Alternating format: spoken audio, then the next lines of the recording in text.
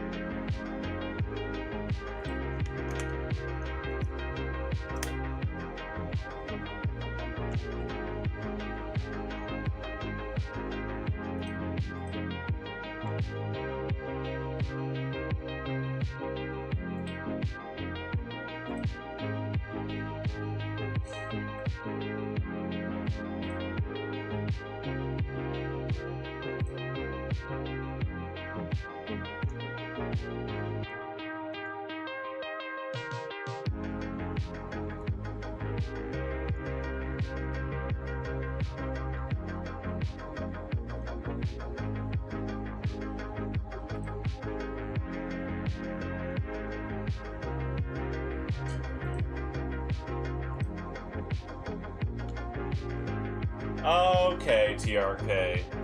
We are about to start educational material here.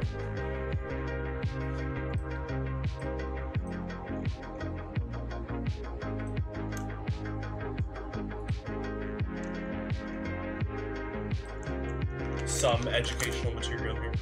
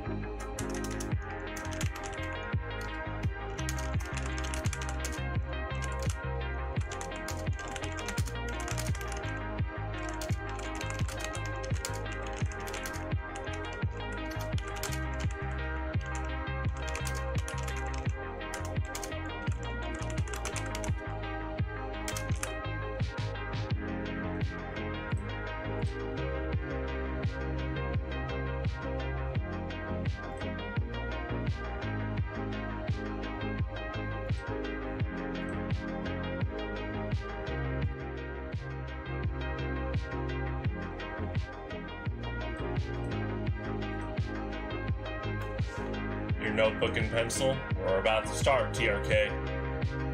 You know, this is how you upgrade your game. You know, Sax is playing jokes, trying to get people to laugh, keyword trying, but TRK, he's writing everything down, taking hard notes, front of the class. Got all the matchups ready. Nice. I'm gonna take a quick drink and here we go.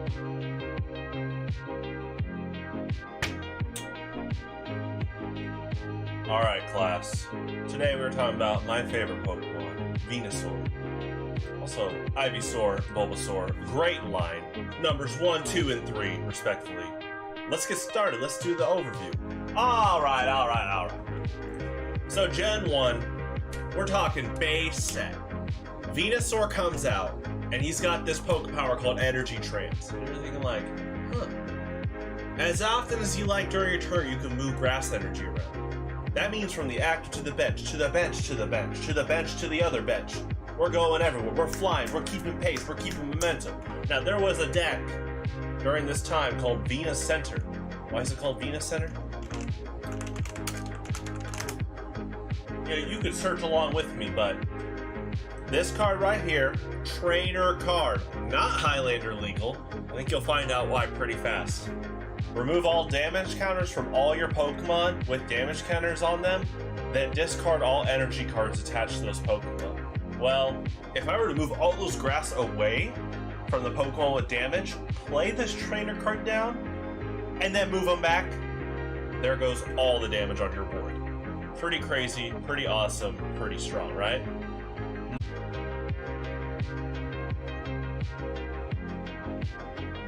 We're back. Was that an internet wave? A power wave? A solar flare? We might never know. But you know what? Here we go. Pinsir. So I'm playing Pinsir with Venusaur. Pinsir's not meta, but I have a lot of fun with it. In fact, Pinsir's very similar to an upcoming deck that's basically meta now. Iron Grip lets you flip for that paralysis. This card was not meta for decades. I'm not kidding. And then by about 20 years later, it's been seeing a rise. It's almost meta. Like retroactively, if we play Gen 1 now, you see a lot of Lickitung decks because Tongue Wrap is so good doing just 10 and then paralyzing the opponent. Pinsir has a very similar philosophy. Venusaur moves all that energy around. Awesome, right? Let's talk about the pre-evolutions. So my first TCG merchandise I ever got was back during this time, that 1999, 2000, those first sets. I remember getting the starter deck with Ivysaur and Bulbasaur. They didn't give me Venusaur because they wanted you to buy the packs. I was hooked though. I loved having a starter deck with my favorite Pokemon in it, minus Venusaur. I had to get him later. And so Ivysaur is pretty cool. If you're in a situation where you haven't evolved to another Venusaur yet, honestly, doing some poison damage, pretty nice. Because some of the opponents will play Chansey or Mewtwo, these very defensive stall decks. So just being able to inflict poison is nice utility. Bulbasaur, pretty good evolving, a not fully evolved starter Pokemon. You get a heal if you have 2 grass. I love the artwork, iconic. Alright, let's move on. So, next we're getting into some of the later Gen 1 Venusaur cards, right? Let's move back. Now, this one has a Pokemon power that says your active Pokemon, the defending Pokemon, no longer basically have a special condition. You know what's funny though is Burn was not created yet. So if you play the Unlimited format and you play this Venusaur and you're burned, you can't get rid of it. Now that can be a net plus if you burn the opponent and now you use this power and they can't get rid of that one. We're starting to see Mega Drain associated with Venusaur. You'll see this down the line in his history. Remove a number of damage counters equal to the damage you did, but only half. They're being kind of safe here. They were kind of gauging how much should a Pokemon be able to heal. But what's really funny is by the time of Gen 4, and remember, this is when Nintendo had full control of the TCG by Gen 3 and 4. We have Torterra swinging for 40, healing 40. So, just, you look at that difference already. But right now, they're kind of hesitant playing safe with what should their healing numbers be. Ivysaur at the time, you would use this one still, and same for Bulbasaur. In fact, they reprinted it a few times. I didn't play this Venusaur, so I didn't play the TCG until Gen 4. I collected since Gen 1, but I have gone back and played retro formats, so it's very helpful. So next we got Erica's Venusaur. Pretty cool card. Growth, if you flip, get heads, energy, acceleration, wide solar beam, damage spread. Again, they're playing kind of safe here. They're actually kind of scared of energy excel. This is one of the earliest forms of energy acceleration, and they're still scared. But again, what's so interesting is, again, you jump to Gen 4, and they're just downright yeah, get 2 attachments easily. And this is, on Parasect, who on average is a lot faster to get out. So very interesting to see that. Obviously, you play Erica's Ivysaur and Bulbasaur. Erica's Ivysaur has a very unique Poké Power. It halves damage. If you saw this, let's say you put this on a Metagross with special metals, that'd be nuts. We actually don't see powers like this much anymore, especially ones that say round damage in half. And then it says right here, round up to the nearest 10. I don't know if some players could even do that. Take notes, TRK. Get the calculator out. Alright. And then, of course, you have to play Erica's Bulbasaur. I like Errand running. Again, they're playing kind of safe here. The 2 energy costs. Again, this is the early TCG. You got the double Razor Leaf. Pretty cool. Pretty cool. I like Pokemon powers like this, though. I think it's really unique, so that's something to definitely mention there. Alright, we're moving into Gen 2. So this Venusaur, again, the Venusaur line just has a lot of unique attacks and powers. Really the cool thing about going over this line for their history.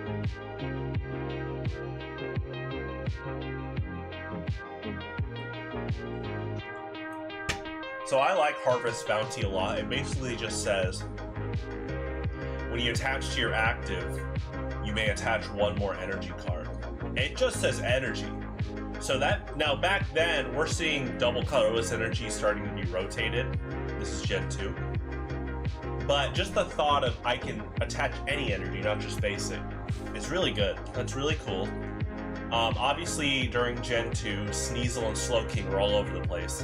Kind of like in Gen 1, you had these fully evolved basics at the time, like Electabuzz, and they were just dishing out damage, and from the get-go. Venusaur, you gotta set them up, but it's cool that you're rewarded with these cool effects, so. Alright, so we're gonna look at the Ivysaur Bulbasaur line. Here is the first Gen 2 Ivysaur. I love that artwork. Again, you can put them to sleep. Double colorless energy is starting to see a rotation at the time, but my mindset is always like, oh look, grass DCE for 40. Pretty good for Gen 2. Again, you have to understand power creep and stuff like that. Now, Gen 2, the first Gen 2 Bulbasaur, I love this artwork too. That's another part of this history lesson is we're going over just the cool artworks. So again, I own most of these. In fact, I'm sure you've met a lot of, if you're a TCG player, I'm sure you've met a lot of players that like to collect, right? And a lot of them have like specific collections. So I'm actually gonna, let me sleep this guy here, blowing this out.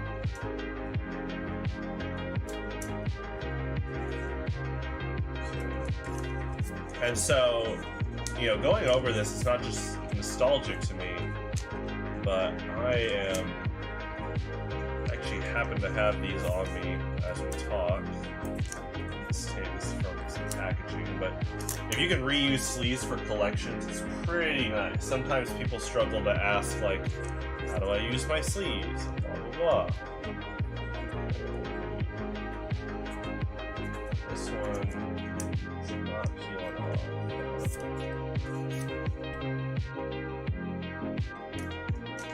Perfect.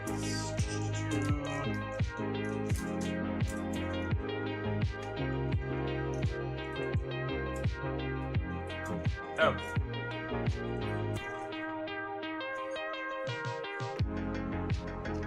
So, I just wanted to show this while we segue. Gen 2.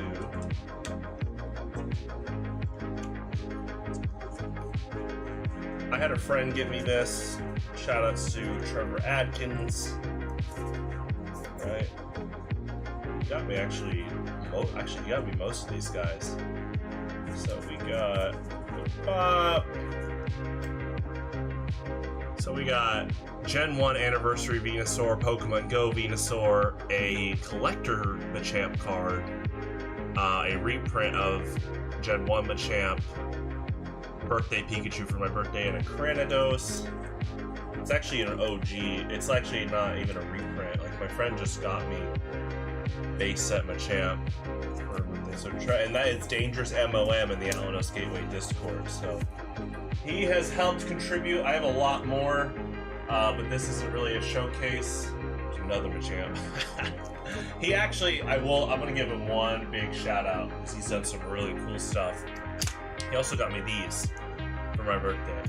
So this is a mint condition base set Grass Energy, sealed. I love this so much. And he got me a mint condition graded 10 Larry GX. So they're Both great presents to have. So anyway, all right.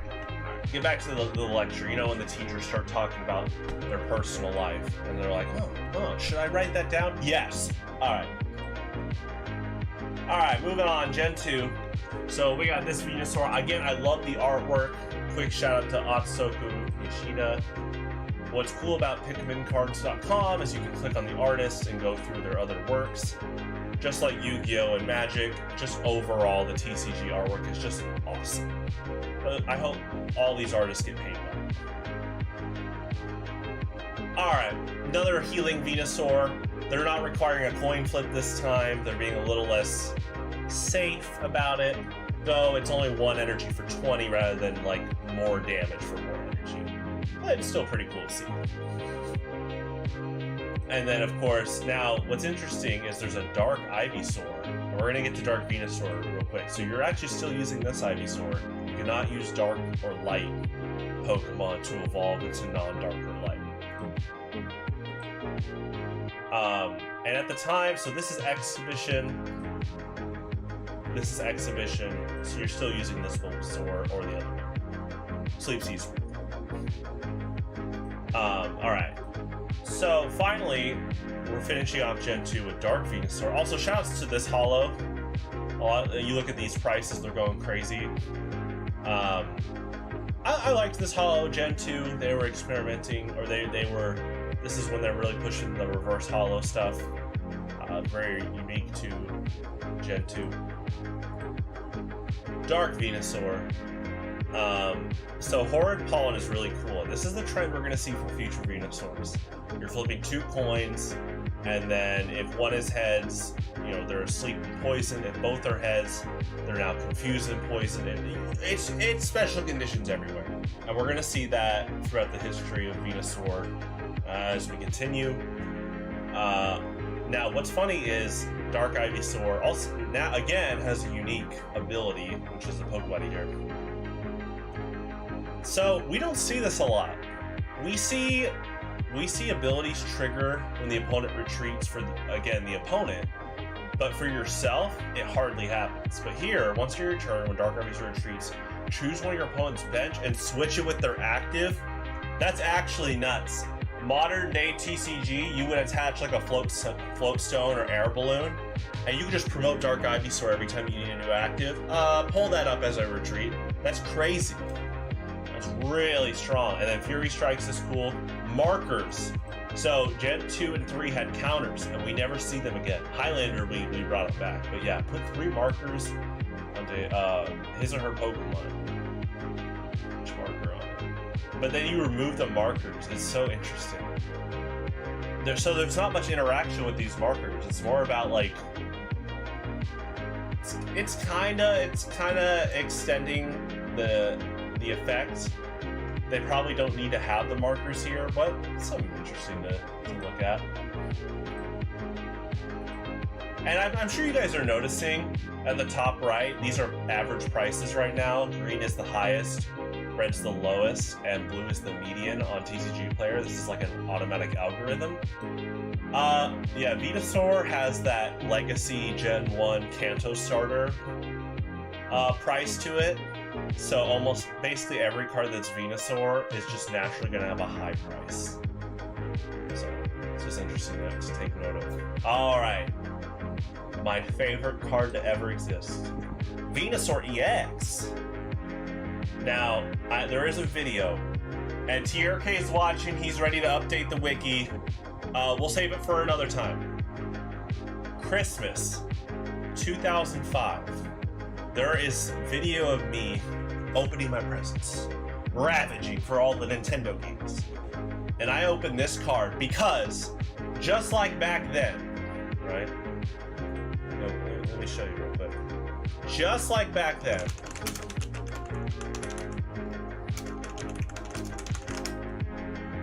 they had a Pokemon starter deck with Ivysaur and Bulbasaur, but no Venusaur.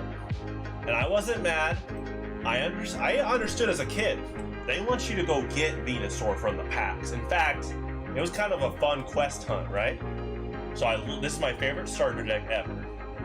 I'm in 4th grade, I loved the starter deck. They didn't have Venusaur, so I went on the hunt. I never got Venusaur from the packs. I got other cool cards like holographic Poliwrath, but I never got Venusaur EX. I get Venusaur EX for Christmas, and it's one of the greatest moments of my life. And it's on camera, and in the future I will show it. I will drop it on the Discord first, once I pull it from like the old archives. So anyway, I'm sure you're noticing that Venusaur EX basically has the exact same power as the first Venusaur, but now he can't use the power if he has a special condition. That's like a newer thing they're trying to push, where if you have a poke power, you can't use it if you have a special condition. Highlander does this. It's a good way to not let powers just go ham, you know? There's ways to check them. And then, like we noted with the Gen 2 Venusaur cards, this blew my mind as a kid, and it blows my mind now. This is one of the first cards just to flat out say, oh, the defending Pokemon is poison, burned, and confused. Oh my gosh, here's this counter, here's this counter, here's this. Good luck, you know? Awesome. I love how it's just a catastrophe of special conditions. Call in sick, you know? Solar Beam, 5 energy cost for 90. Now back then, that is good damage, and you're thinking, wow, 5, that's a lot. Of course, you use energy trance to supply for that, so pretty fun, pretty fun. And we're gonna cover the starter deck Ivysaur and Bulbasaur. Look at this artwork. I love how the kind of autumn fall leaves do this like clash, but not in a bad way, like an artistic complement. It really pop out with the grass and Ivysaur's color scheme. And Ivysaur's got that classic, the defending Pokemon's poison. Awesome attack, awesome artwork, right? And Gen 3 Bulbasaur. Now this is the Leaf Green Fire Red Bulbasaur. I love this artwork too, really cool. I love that he's like on a stream and he's balancing on rocks. And you know, you're gonna see a lot of basic NFE Pokemon have attacks like that. Really cool. Also, weakened to Psychic. Most grass Pokemon were weakened to fire. This was actually pretty new. And yeah, Venusaur EX has 2 weaknesses. Back then, they wanted to give like 2 weaknesses to some EX Pokemon. They were like going all over the place for trying to different ways to balance like these EX 2-prize Pokemon. Which is ironic because when they reintroduced EXs in Gen 5, yeah, they weren't really putting balance on the agenda that time. Alright. And so we're gonna look at the other Bulbasaur. Bam. He wants the fruit. It's cool. I like the watercolor artwork. Sleep Poison. So now you don't get the guaranteed. No, they're real, TRK. They are real. So Sleep Poison. You flip a coin to get 2 conditions. It's up to you which Bulbasaur you want to run. So. Alright. Next. We got this Venusaur. Going back to the wide solar beam stuff, which is really cool. There are other Pokemon that do this later. So Registeel is known to have an attack called Triple Laser, which does 30-30-30 to the opponent, and however you want. This one has Wide Laser, this one has Steel Wave. So there are some Pokemon that are associated with these kind of like, I call it like condensed spread. You're not fully committing to a full 6 spread. You're condensing the damage down to a few targets, which is really cool. And then Hard Plant, which is like another, like a TCG variation of Frenzy Plant. And then he can't use it next turn. Now, of course, Switch is in every single format to this day. It's in Highlander, of course. Ask Ryan Green. So you can just use Switch and reset it and retreat and use Hard Plant again. And I love this artwork. Classic meets a hero. He's been there from the get-go. He's still making artwork. I hope that dude is paid a ton of money because he deserves it. Also just a down-to-earth nice guy. So, you know, that Venusaur was a pop pack. And if you don't know, back in the day, they still have Pokemon League. But back, especially in Gen 3, Gen 4, they had pop packs. So if you went to your local league to play cards, you played enough games, you were awarded like a 3-card pack. What's funny is you could only get this Venusaur from those packs. So it's like a yin-yang. It's like, oh, you get them from a free pack. Oh, you only get them from the free pack. So you look at this price, and that $17 isn't just because it's Venusaur. It's also like, you can't buy pop packs. You can't go to the league now and get that pop pack. So I predict it'll just keep going up in value overall. And so this Ivysaur is from Pop Pack. Now I like this artwork. You notice that the Ken Sugimori artwork is usually like, okay, we can dedicate new artwork to Venusaur, but we're just gonna make background art and use the official art. But I respect that. Again, I think it's good artwork. This is for the Pop Pack. I actually don't have this Ivysaur. It's $20, almost $20. I'll get him eventually. So, and then of course, Pop Pack Bulbasaur. This one got unique artwork. And again, I'm not going to go over every artist, but shoutouts to Midori, also a great artist. Alright, so we're going down the Gen 3 train. Here we go. Oh man, there is a rabbit's hole. The dams are open with this Venusaur. Not just for Venusaur strategies in the future, but TCG history in general. Sorry for sipping loud if you heard that. I'm working on the microphone filters. So, I want you to notice this Venusaur is at the time when Pokemon is pushing the agenda. Sorry, pushing the agenda of 3 slots. So he's got a body and he's got 2 attacks. And I've brought it up before. By the time of Gen 4, they're firing off all cylinders for these 4 slots. So here's Machamp from that era. Bam, 4 slots. We click on the set that Machamp's from, Stormfront. Look at all these Pokemon that have 3 slots. Sorry, just 3 options. And when you play Highlander, that is the core philosophy, is maintain those 3 slots. And we'll cover Highlander Venusaur at the end. So anyway, Venusaur's got a ton of unique stuff. We're getting towards the end of Gen 3 here. Pokebody, Chlorophyll. You don't like Dusknoir? Dusknoir's awesome, TRK. Anyway. Converts all colorless energy to grass.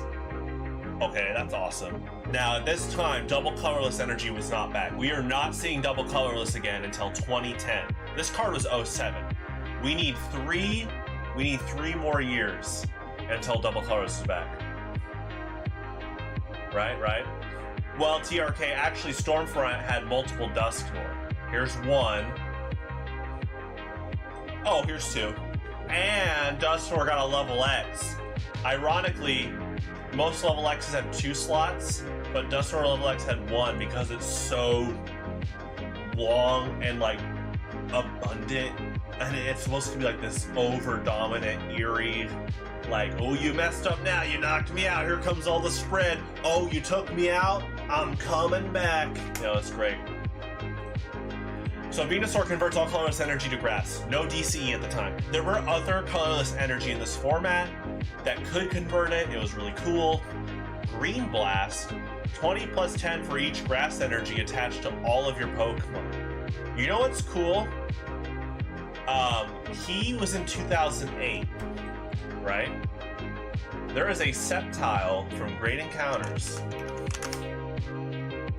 and he was part of my first tournament deck when I went to like a sanctioned tournament, right? 2008. There was a small era where you played both these cards at the same time. And Sceptile says all of your basic grass now provide double grass. Now, the clash here is that the colorless energies are going to be special. But what's still cool is that this says all of your Pokemon. So you can find ways to ramp up energy on your other Pokemon or Venusaur, and you're hitting for a lot. It's really fun. I actually have this deck built on TCG1. There is a 2008 format. They haven't got the 2010 yet. But for 2008, I love playing like Venusaur Sceptile. A lot of fun to play. Of course, there's other stuff that supports it, but very fun. And Toxic Sleep we're seeing again that trend that was established from earlier Venusaurs, where they have 2 conditions on them, and it's double poison. I love double poison, very cool. Very good way to just hurt the opponent's like sweepers and stuff like that. So now we're looking at, this is another Pop Series Ivysaur, you know, Crystal Guardians Bulbasaur. I love this artwork. It actually ties in with this Ivysaur. You can place the 2 cards together, and the arts complete each other. Very cool. You know, they're also doing like special conditions and stuff like that. Right, and so then there's another Bulbasaur from Crystal Guardians and the last Ivysaur. And we're seeing another trend where Ivysaur's hitting the bench, 30 damage, really cool. Sharp Leaf actually can hit pretty hard. And then this Bulbasaur, we finally have reached the era where you're not flipping coins for energy acceleration. So that's a very good lead you could have. Alright, Gen 4, here we go. So, part of my first competitive deck, it's called Forest Friends. We're talking Pokemon States 2009. And before that, from 2007 to 2009, I was just playing whatever cards in my deck. I was in middle school, just going to League and playing with the cards I had.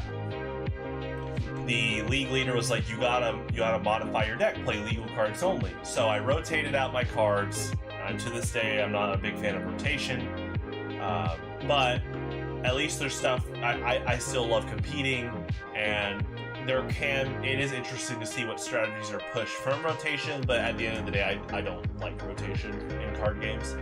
I think you could be more like Yu-Gi-Oh! And find ways to make like banned lists and stuff like that. Anyway, Venusaur has a very unique poke power. Once per turn, you may flip a coin of heads, choose a special condition. Your opponent has that special condition. Very cool. He can stay on the bench and just keep inflicting condition. Yeah, TRK. So rotation is when, look right here, formats, 2008, 9, 10. After 2010, you can't play this Venusaur anymore. So the Pokemon Company and Magic, when it comes to like their standard format, for a way for them to like bump up card sales is they want you to only buy new stuff and play new stuff for the most part. So after a few years, they say, oh, that stuff's not legal. I've never been a fan of that. I think you can balance your card game without rotating. It kind of sucks when kids have all these cards and they find out they can't play it. Thankfully, Pokemon at least has an expanded format and the gym leader format, and of course Highlander is an unlimited format. So there's all these old cards, trainers that you can play and stuff like that. Trainer Sports Stadiums. So this Venusaur was around for a while. Now my neural pathways are formed. In my middle school mind, this helped me so much with being like, oh, combos, I can do this, I can do that. And one of the first combos I really was pushing with this, and this was part of my first deck I ever played. I am playing Platinum Altaria, which has the attack Midnight Eyes, they're asleep. And then it has Perish Song. If the defending Pokemon is asleep and was damaged by Midnight Eyes last turn, they're knocked out. Now I am in 8th grade. I'm hitting the official tournaments, and this is my brain being like, oh, that's a cool combo, I'm gonna push that. I checked with the judges, and they gave me the A-OK. I said, hey, if I hit them with Midnight Eyes, they wake up, but I put them back to sleep with Miracle Aroma, do I still get the knockout? Like, yeah, it checks the boxes. And I was like, nice. So this was part of my deck. I played that Sceptile in that deck. I played one of my favorite cards, kind of similar to Venusaur from earlier, Torterra with Green Blast, 40 plus 10 for every grass energy. And you're thinking, oh my gosh, Pete, you're playing all these lines. It's like, yeah, I would love to approach that deck again with the experience I have now. And you're like, how do you keep it all together? And this was like a big factor in like consistency. this Beedrill has a power that says search your deck for a grass Pokemon once per turn. In fact, this Beedrill won Worlds that year. So I'm playing a deck with this Beedrill, and then I find out that this Beedrill wins all of Worlds. Why? Look at these two Beedrill together. This one's, for 1 energy, does 30 damage times the amount of Beedrill you have in play, and this Beedrill just grabs other Beedrill. You're just streaming damage. 1 energy, 1 gets knocked out, and you know, as a Highlander player, you're just like, oh, okay, Super Rod, or at the time, Night Maintenance, shuffle them in, search them back out with my other Beedrill, we're ready to go. So, yeah, Forest Friends was a lot of fun. Right. In non-Highlander, you can run multiple cards. Excuse me. So, this Ivysaur and this Ivysaur were the 2010 ones. And this Ivysaur is the Highlander one. When you evolve to this Ivysaur, the opponent is asleep. So now this one didn't come out at the time of when I played Forest Friends. But when it did, I got excited because you could put them to sleep, and of course with that Altaria combo, you're already knocking them out, right? Because all Altaria needs is for the opponent to be hit by Midnight Eyes. So that was cool. And then we'll look at, now with the Bulbasaurs, this one wasn't legal yet by the time I played Forest Friends. But this one was, and this is when Gen 4 introduced the no energy cops, and I loved this Bulbasaur. Like, of course I love every sword card. Every sword card's been awesome so far. And the blank energy Shake Vine, the defending Pokemon's now asleep. Awesome, I love that. For no energy, it's great. You can just stop them from attacking ASAP. Bullet Seed is really cool. Go big or go home. I'm sure Sax would love this Bulbasaur, right? So that's pretty cool. Now we get to this Venusaur. I remember freshman year. All right, I'm already hitting the freshman year, and I am so excited for this Venusaur card. It's the first set. It's the August set. Awesome Venusaur. I actually praised not just the card design, but the artwork a while back on Twitter to Kauki. And I was like, you are just, keep at it, right? I hope you get paid well. I was like, this, one of my most favorite cards, right?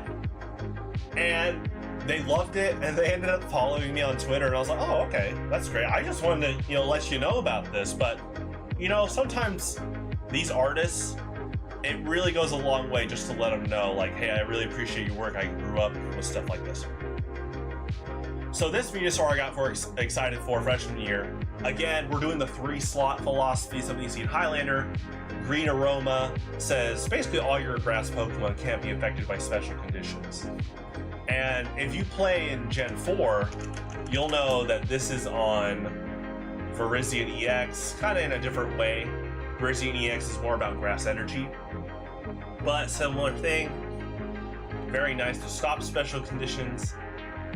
And then this attack just says the Venusaur has 80 or more damage. The opponent has all the conditions you saw from the OG EX. And then special reaction says 40 plus 40 more for each special condition. So there is a combo here. And at this time, we see double colorless energy, which is awesome. Helps this Venusaur out. In fact, 2010, we still can play the Sceptile that doubles grass. So I'm playing all these guys. I'm having fun. I'm now a freshman year of high school. There's kind of that, like, this Venusaur wasn't meta at the time. A lot of fun to play though. And there's that charm to figuring stuff out. We're talking a meta game with SP Pokemon, where this guy is big in the meta. He's pulling stuff up. He's got a free retreat, which gets rid of poison, gets rid of burn. And then you got stuff like this. Oh, sorry. Let me, just have it turn. You got stuff like this that's also in the meta that's stopping special conditions.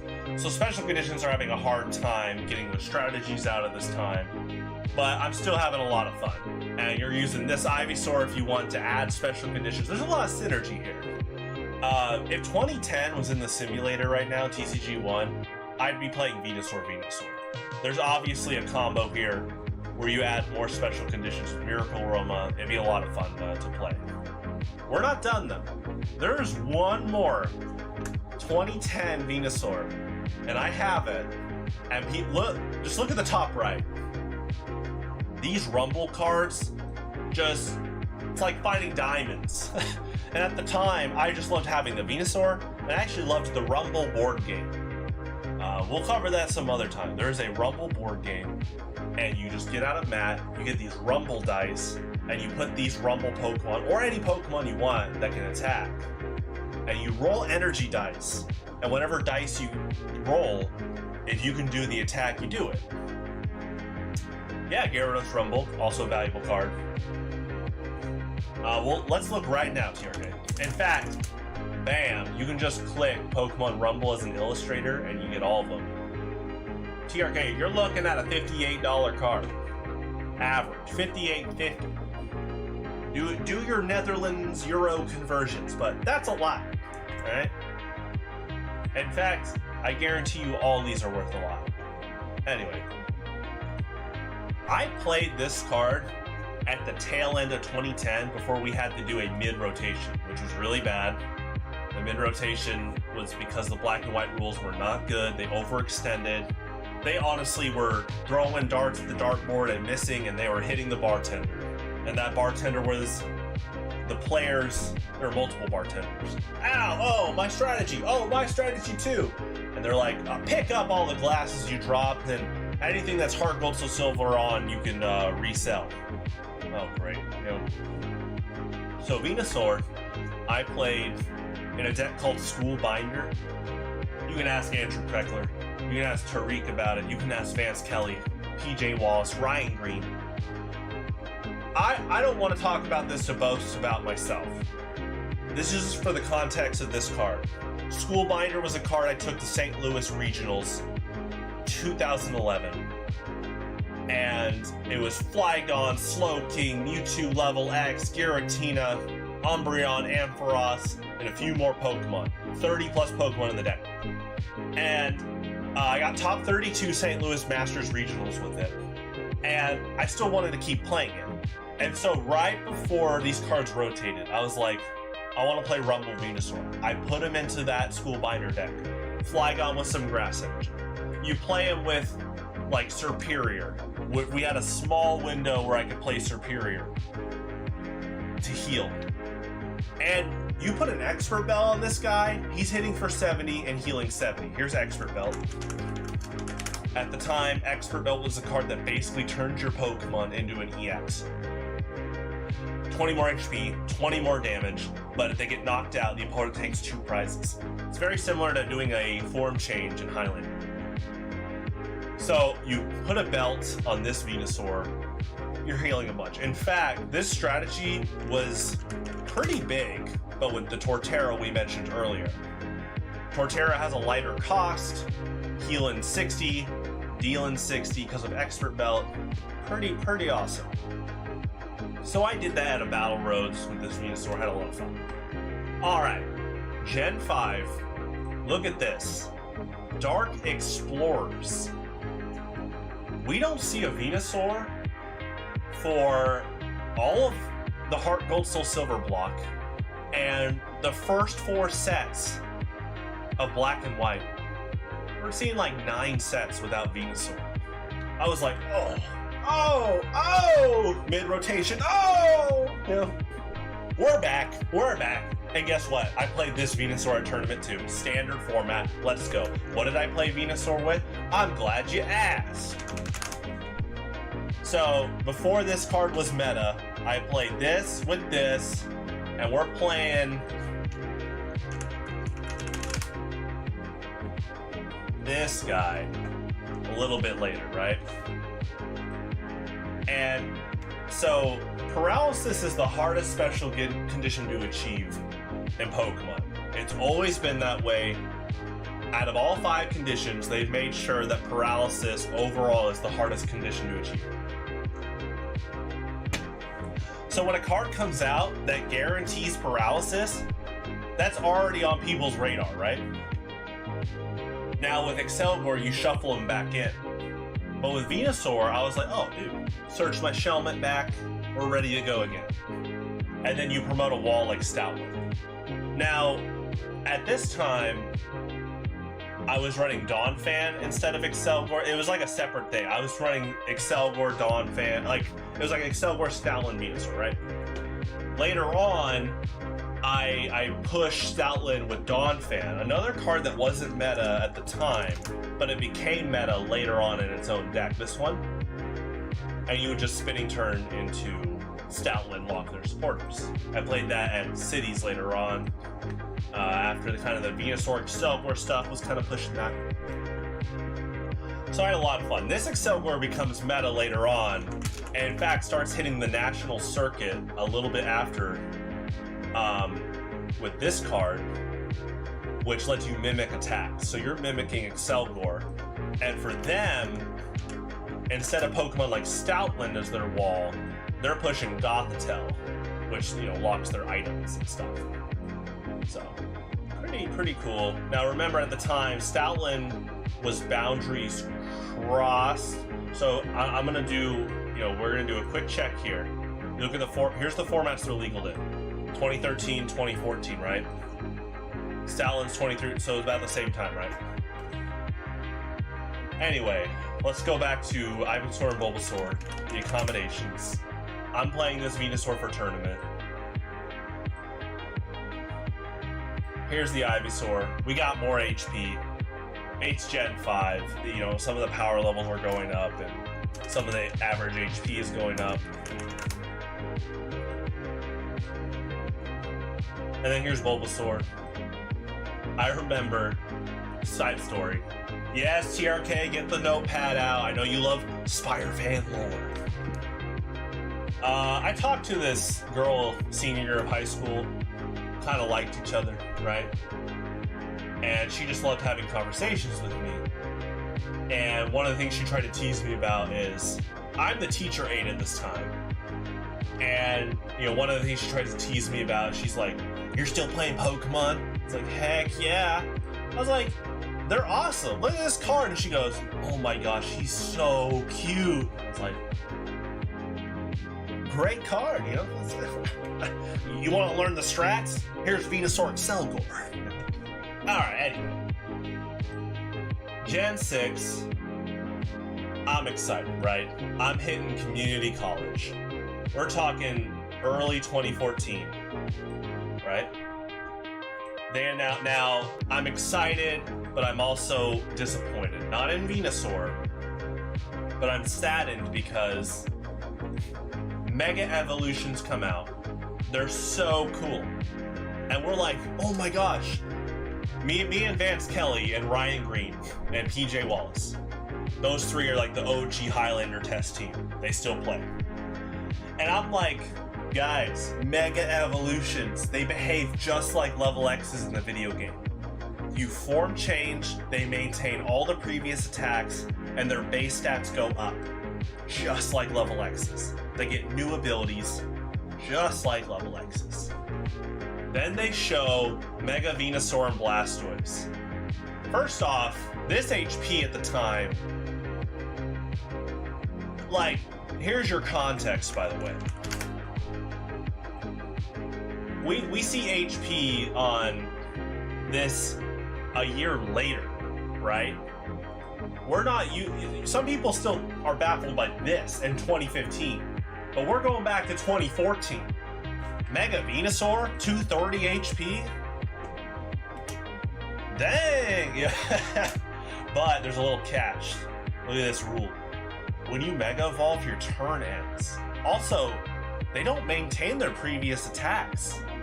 Honestly, all that hype was like, they did not address what we were like, oh my gosh, we're basically getting level X's again. And that's on an EX. We thought they were dialing back and they were going back to evolutions. But Venusaur EX is a basic. So they were still promoting that big basic EX philosophy that just dominated the early 20, like the mid-early 2010 metas after that mid-rotation.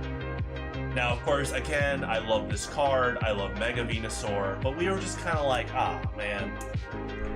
we thought we were hitting the level X jackpot again. Now, of course, you're wondering, why would you play this? Thankfully, these cards a little bit later got what's called a Spirit Link.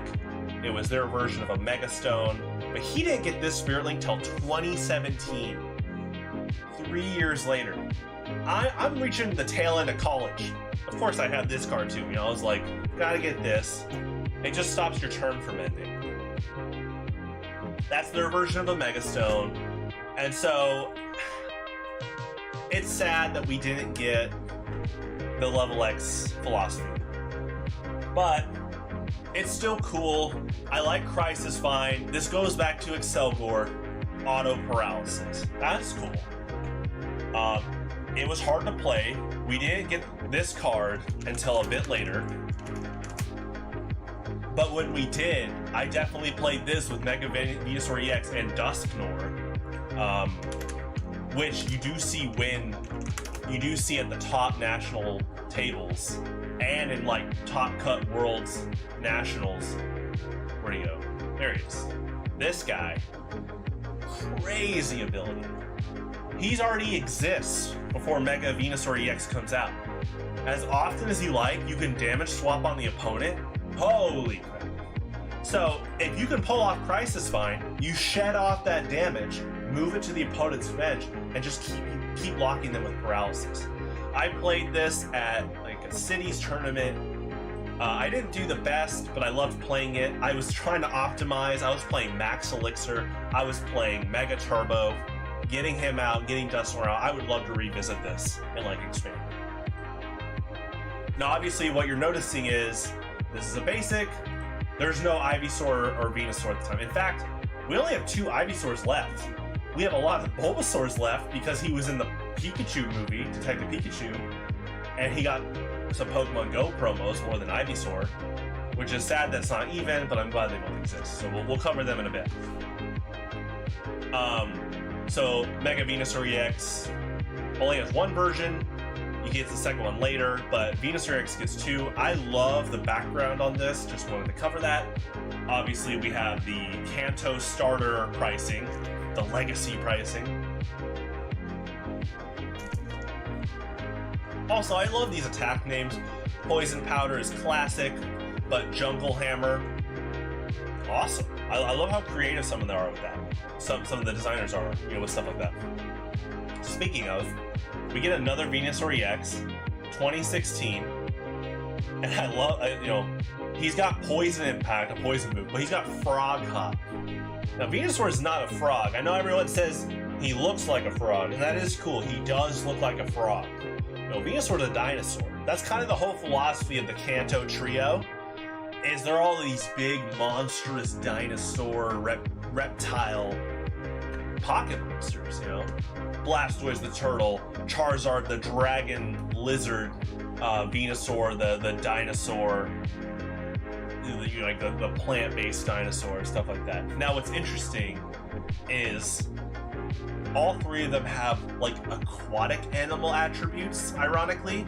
Charizard's got that kind of salamander amphibian, like how Venusaur's kind of like got the frog amphibian-like traits in their design. Blastoise is kind of has that shellfish-like design. It's really interesting.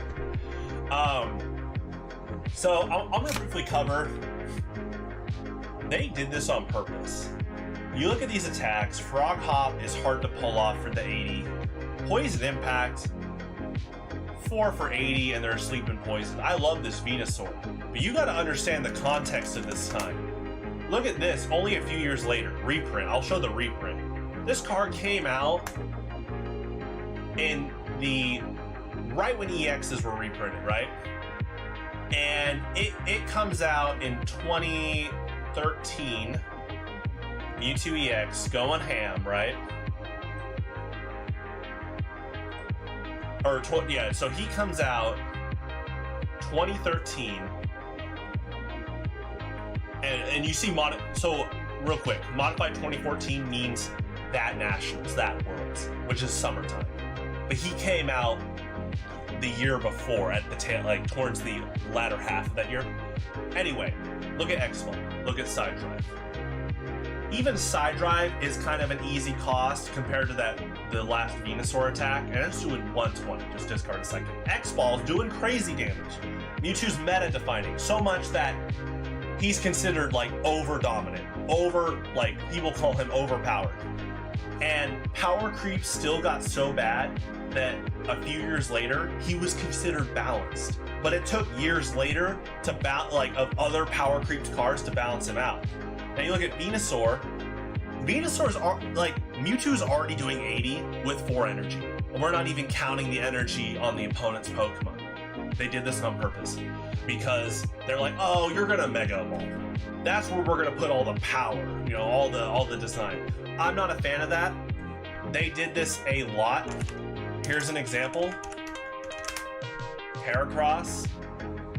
They made an EX, and they purposely kind of nerfed the damage as an EX because they're like, you're gonna Mega Evolve. Not a fan of that because his power level should be the same as another EX, like Tornadus or Mewtwo. Ironically, Mewtwo gets a Mega later. And guess what they do?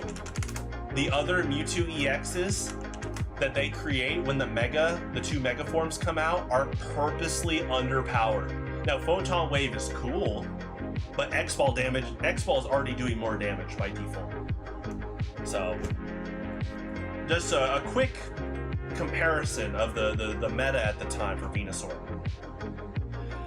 Bloom Bluster is another cool name. This is part of the Generations pack. Now this Venusaur is actually pretty inexpensive. That's also because Generations had a ton of prints. Now I know collectors highly value it, but yeah, we're seeing a little bit lower on the price value here because the prints were so high. I like the coin flip effect, pretty cool. Anyway, now this was part of like a promo box. The price is higher, and I'll be right back. I want to show you something.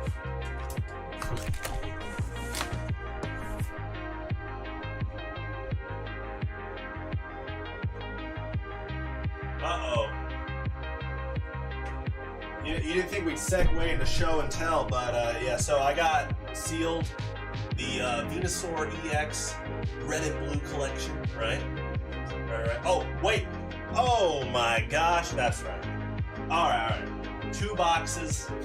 And you're thinking, oh my gosh, you're making bank, Spire fan. I'm not getting this for bank. This is for room display, sir. Here's for the office. Like, future wife. There. All right. Anyway. All right. Let's get back to talking about Venusaur's history.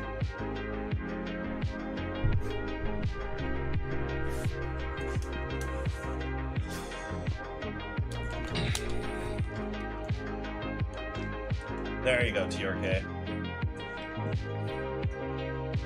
Alright, so I like this artwork. He's with Scyther, he's with Vileplume. I like how Vileplume is like, yeah, let's go. Yeah. Here. For people in the Discord right now. If you know, you know. Alright, anyway. So, yeah, this Venusaur is part of a cool collection. They reprint this Venusaur for the Evolutions prints. Again, Evolutions was wide in distribution, so the value of this Venusaur is a bit lower. But to me, Venusaur card, gotta have it. So that they reprint Mega Venusaur. Now, what's cool about this is the XY template, and then you look at the difference for Gen 1. So they reprint that, they get the Spirit Link, and they make a full art version. Very cool. Now, this is a reprint, so it was legal for these 2 formats. They reprint it, and now at least you can run Mega Turbo and stuff like that. Like I said, I played this with Dusknoir, the OG print. I would love to play it again. Definitely on the back burner. I'm ready to try playing that again. All right. So we did see some evolution lines for Bulbasaur, Ivysaur, right? Here he comes. Venusaur from Shining Legends. Killer card. I love this card. He has what that Sceptile had back in the 2010 to 2008 format. Each of your basic grass energy provides double grass. Awesome. I love reprint abilities like that. And this card was actually pretty meta.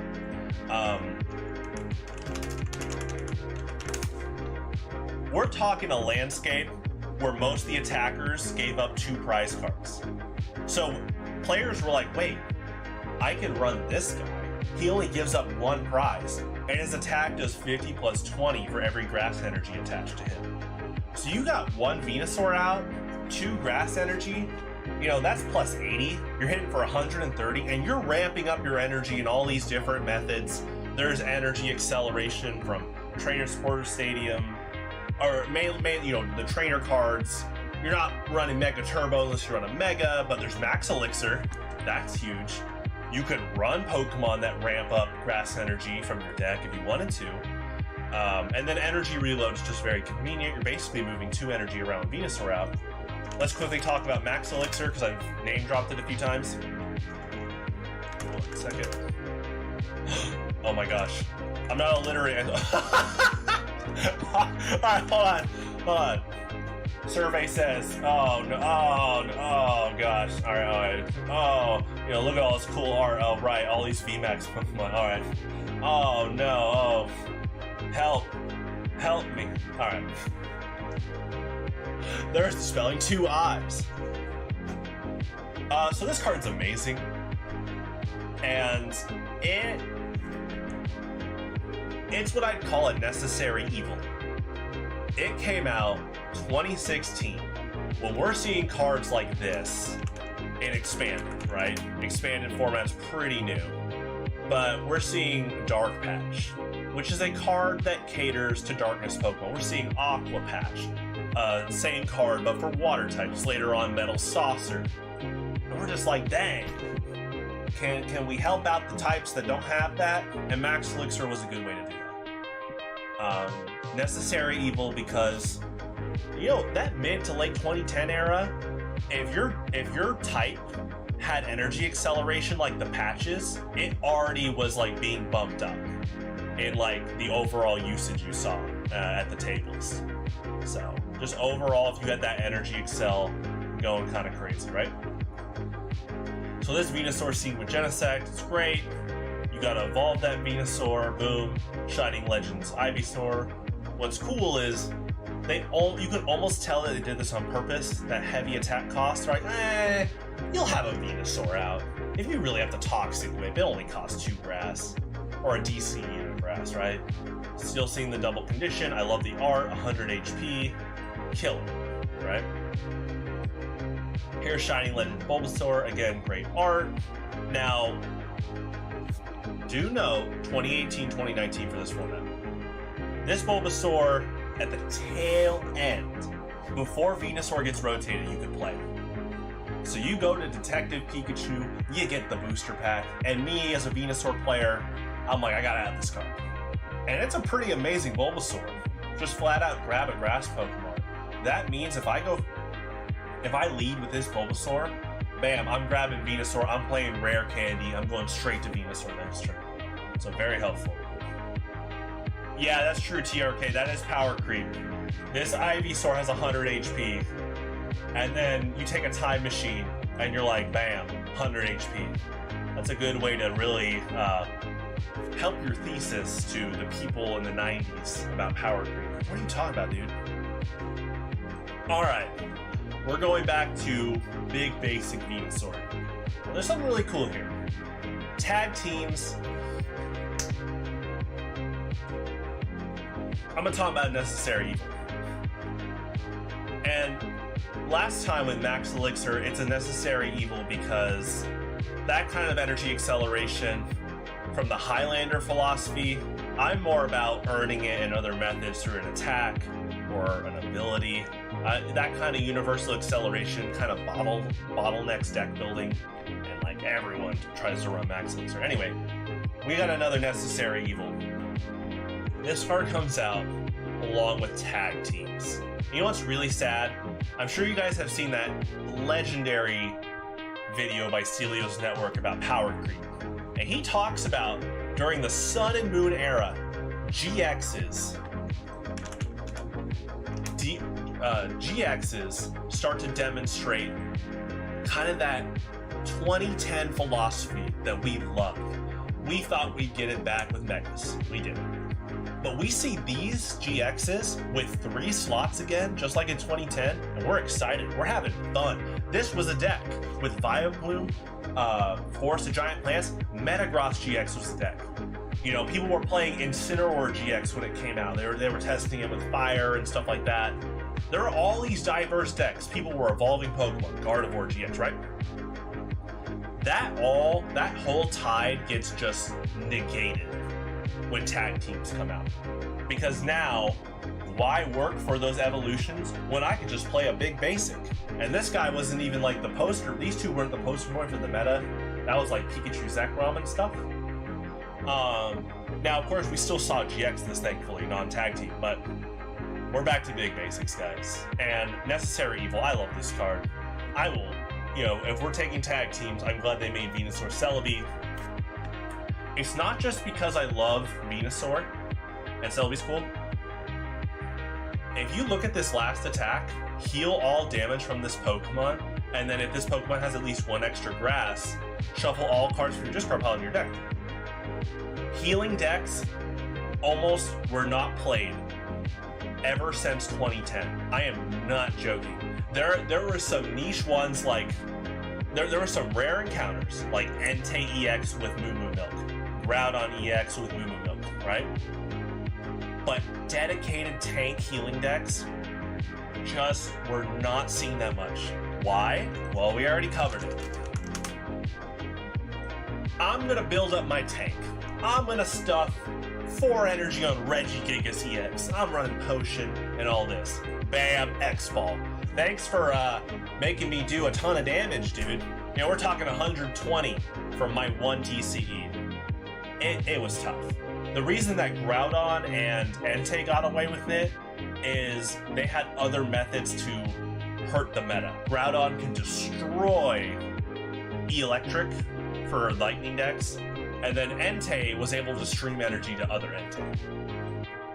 Anyway, Venusaur Celebi Tag Team brings back this tank healing philosophy. It was awesome. We brought back another archetype. One of my motivators in Highlander is to have a wide range of playstyles. So that was cool. You know, you got your full art variants, you got the alt art variants. We get another tag team. And this was played for a bit too, because that ability says when you attach your grass energy, you can switch the opponent's bench with their active. Bench pulling has been meta for years and years. Now this was not meta, but it was still talked about, people tested it.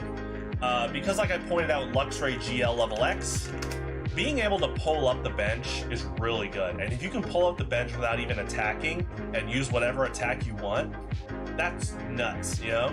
That's what we saw with Lycanroc GX. This card was everywhere. I played this at Nationals, I'm trying to remember, Nationals 2018. I played this with Mesprit Uxie. Very fun. I played like AMU at the World's side tournament and at Nationals. A lot of fun. So this is cool. I like the Solar Plant GX. I like that it still heals, but here's the thing. They're still trying to push the healing agenda. But we're already seeing this card. And if you ask the dangerous MOM, Trevor, good old Trevor Atkins, he hates this card. Meta, everywhere. This card was like, oh, you're healing? Here's over 200 damage easily. I have supporters that ramp up my energy. You're done. You know, it was tough. And also weakened to fire. So you had to do a really hard meta call. You had to be like, oh, Charizard Retramp's not showing up to my tournaments. I'll play this, you know. Obviously for me, it'd be like, oh, I'm playing this. At the time, I was playing like Blastoise, and stuff like that, like the Blastoise GX with Blastoise and like Alola Ninetales GX, the fairy one that grabs trainer cards, stuff like that. That was a lot of fun. Alright, cool alt arts. We get to the V era with Pokemon Gen 8. Again, they're kind of doing this. Yeah, we're gonna purposely keep him a bit underpowered because, well, not this one, but this one, they're like, okay, we're gonna keep this a little bit underpowered because there's gonna be a VMAX Venusaur. Again, I don't like that philosophy. Just make the Vs full throttle and then bonus it when you play a VMAX. So again, I love these arts. Solar Typhoon's cool. It OHKO's another Venusaur. At the time, we were like, oh, it expanded. You could play the other Venusaur and double grass, stuff like that. I haven't played this card yet. We're reaching the time where I'm not playing in a lot of standard events. Also with COVID, they didn't have in-person tournaments. They had some online stuff. I never participated in those, but obviously still keeping tabs on it. Yeah, TRK, it's getting crazy with the power creep. Here's Venusaur VMAX, Forest Storm, very similar to the Green Blast one. We got Gmax Bloom, Healing, so very cool card. Obviously the non-VMAX is Healing too, very cool, double edge. Again, I like the art. And now we're going back to, we got our Venusaur reprint. This one's $4, pretty modern reprint. I have this one. Obviously not legal, but it's cool to have. All right, Pokemon Go. So we got the Loopy Lasso Venusaur. You can flip if head to pull up a bench. This is very similar to the first Nationals deck I played, which was Machamp from Stormfront, Farfetch from Stormfront, and this guy. Same ability, but it's poke power. So it's kind of cool to see one of my favorite cards now part of one of my favorite Pokemon.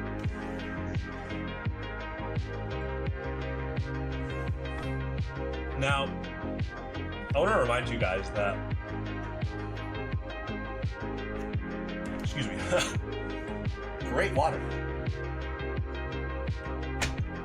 I want to remind you guys that evolutions have been hurting for a long time. Ever since Black and White, they nerfed Rare Candy, and you just saw with Reshiram Tag Team, Reshiram Charizard, they just play one basic. It fills all the needs they need to win. They're doing damage, high HP, hard to KO. Evolutions are having a hard time, except in that Sun and Moon era before tag teams. So right now this Venusaur hasn't seen a lot of play. I'd like to try it out. I will soon in Expanded, and then we're going to cover the last Ivysaur and Venusaur as of this video. Got two Bulbasaurs. So we got the Pokemon Go Bulbasaur. Again, great artwork. Pokemon Go Ivysaur. Great attack. You know, Ivysaur's got some of these gem abilities and attacks that are actually pretty unique to an NFE. So grabbing two Pokemon is great. Now there's no Shuffle Armor in Standard and Expanded. In Highlander, oh yeah, there's Shuffle Armor. This isn't the Highlander one, but pretty good attack overall in all three of those rule sets, or in Standard rule set and in Expanded and Highlander. And then the last Bulbasaur, Shake and Gather. You know, it's kind of like Magic Card in Stormfront. You can draw extra cards. Costs energy, but it's got more HP. Again, cool art. Anyway, the last Venusaur is not a Stage 2. This one has seen a bit of play already. Pretty modern. You can only play one Radiant Pokemon in the deck, and so this ability says draw cards till you have 4 in your hand, and then Pollen Hazard is, I mean, it's very similar to Venusaur EX OG. The 3 classic conditions associated with Venusaur, when he does the try, the trio, you know, he does the trio inflict, there you go. And yeah, it's cool that you can draw till you have 4, 150 HP on a basic, pretty great. So, obviously I love Venusaur, and as a designer of Highlander, what did I do when I made Venusaur in a format that's based upon the history of this card? Well, here's Highlander Venusaur. And basically, I took elements from some of my favorite iterations, mainly the Secret Wonders and Supreme Victors one, Miracle Aroma now does not require a flip if they're an EX, and there's a lot of EXs in Highlander because people like to use tools and special energy, just great things to have overall. And you can target your own Pokemon. Why would you do that? Well, there's Pokemon like Mighty Anna and Conkeldurr that want to have conditions on them. So, very great. Giant Blue does 70, auto heals 20. Anytime you attach an energy from your hand to your Pokemon, heal 10. From that Pokemon. And that stacks. So, if you can find a way, like with Blossom, Quavel, to multi-attach, you'll heal even more cards. And then, of course, there's the form change, good old Mega Venusaur. You know, this is what we wanted Mega Venusaur to be like. Because we wanted Pokemon to continue off of 2010. Me, Vance Kelly, PJ Wallace, Ryan Green. So you play Mega Venusaur, he's got his ability from the video game, so Pokemon with fire and water energy, water's being ice here. They do 20 less to Venusaur, and then prevent all effects of attacks excluding damage done from this Pokemon in Mega Venusaur. All of his attacks do 20 more. He's got 20 more HP. He's a tank. He's healing a lot. He's hitting a lot with Giant Bloom. He's hitting with Miracle Aroma. And remember, Green Aroma means you can't find witty ways to paralyze lock him or poison him. There's a certain player in our community, I won't name who, he got very mad because he lost to this card. Now he hates this card. Get good. Cranky's advice. I'm not saying his name. He wants me to say his name. But I will say the player that played him last in tournament, Niles Davis, classic player. He's been playing for years. We're talking like late 2016, early 2017 era. Niles Davis, congrats on your recent marriage. Best wishes in your life. We love to see you and Max back at the tables. Max is also a great player. I'm not saying who, TRK. So yeah, that's Venusaur in Highlander. Again, this was an overview of Venusaur's TCG history. I hope you guys enjoyed it. Great time. Now we're gonna move over to some Skyrim. Classic. Turn this down, fade out. Thanks for tuning in.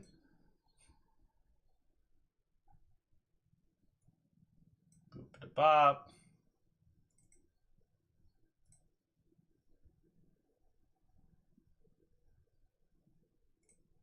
Alright, let me do a volume check here. Turn this down for a bit. Boop-a-bop.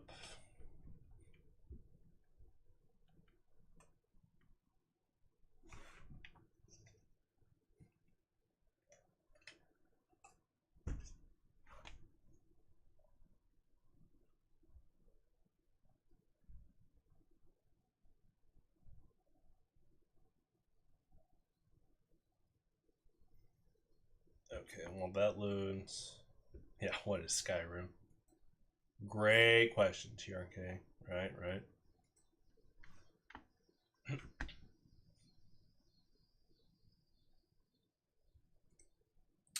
Sorry.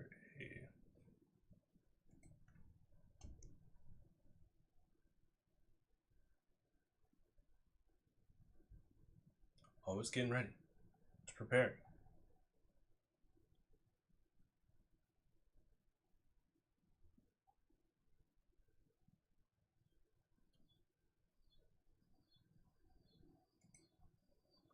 Yeah, so I'm excited. I have a brand new computer this year. What's funny is it's adjusting from the laptop. Be interesting to see the play difference. Alright, I'm gonna check volumes. Seems good, but let me turn it down a little bit.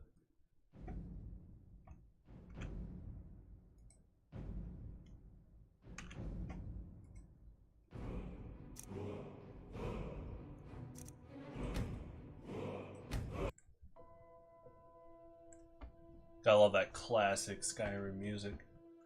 Jeremy Soule just kind of went ham. Pretty legendary composer. Okay.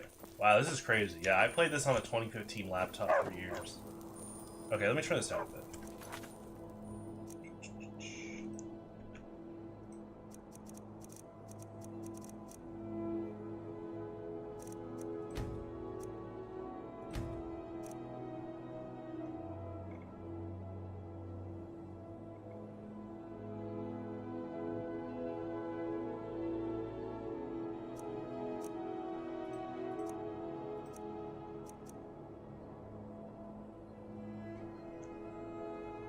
I'll just do in-game volume. That's fine.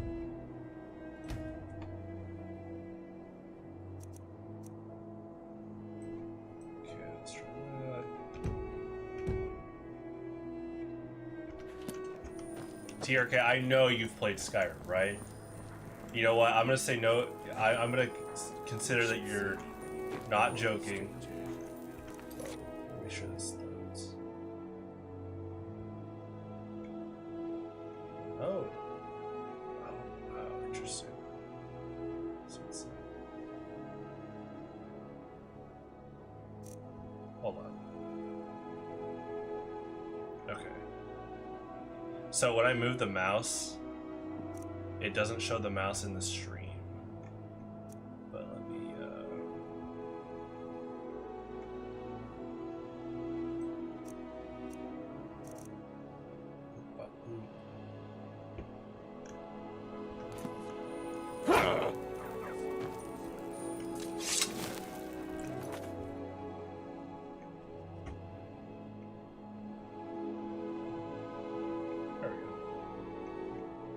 Okay, you've actually never played Skyrim. I'm actually surprised. I mean, I know... You know what's crazy? This game came out 12 years ago, almost. Have you played any Elder Scrolls game? Or... Let me just do one more check. There we go.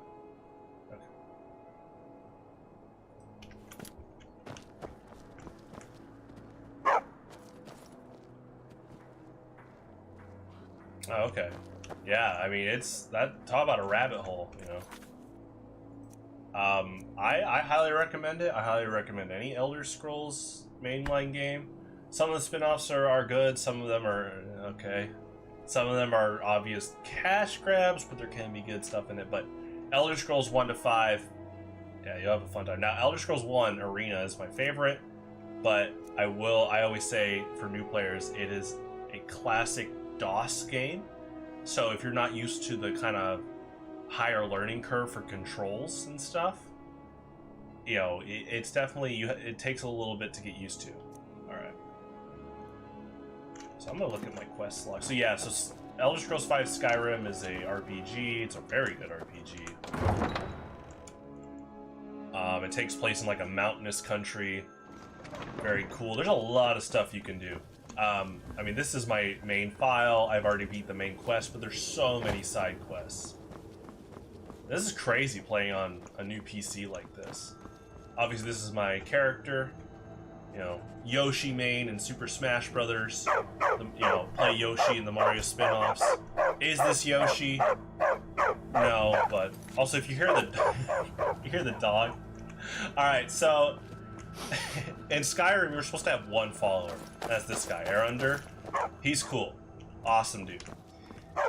There are ways you can get more than one follower, but you have to be like witty with like the bypasses.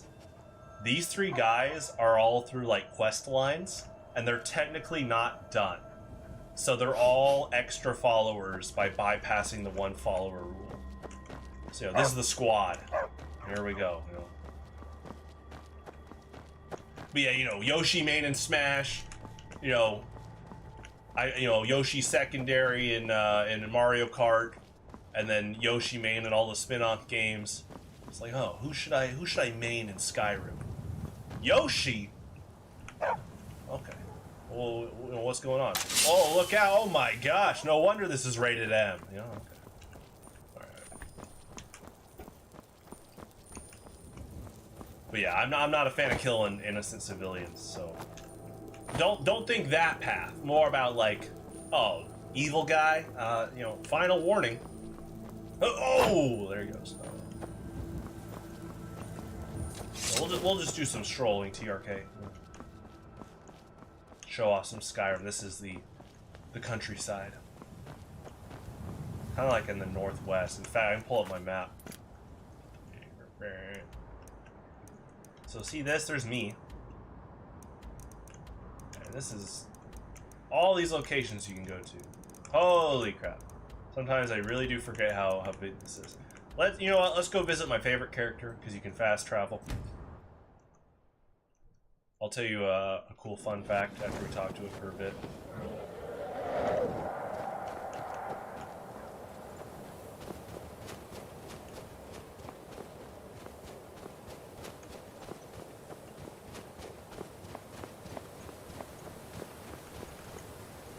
Dremyolok, greetings. Which calls to you, Dovahkiin? Fus, Faim, or Yol? Fade in your tongue. Mortals have greater affinity for this word than the Dove. Everything mortal fades away in time, but the spirit remains. Ponder the meaning of spirit. Unslad Zi, where mortal flesh may wither and die, the spirit endures. That is fine. Let that meaning fill you. Sum Ark Mora. You will find that your spirit will give you more strength. Alright, so... Lok Thum. How much did the voice actor get paid? I hope pretty well, because here's a crazy trivia bit that blew my mind, and it's one of the coolest trivia bits of all time. This guy, he's voiced by Charles Martinet, aka the voice actor for Mario. Holy crap, talk about range. You know, that guy's got a good gig in life, all those Nintendo games that pay well, but when he goes outside of that and like, hey, could you voice an Elder Dragon? Yeah, okay. Does the job well. I was like, holy crap, talk about range. Alright.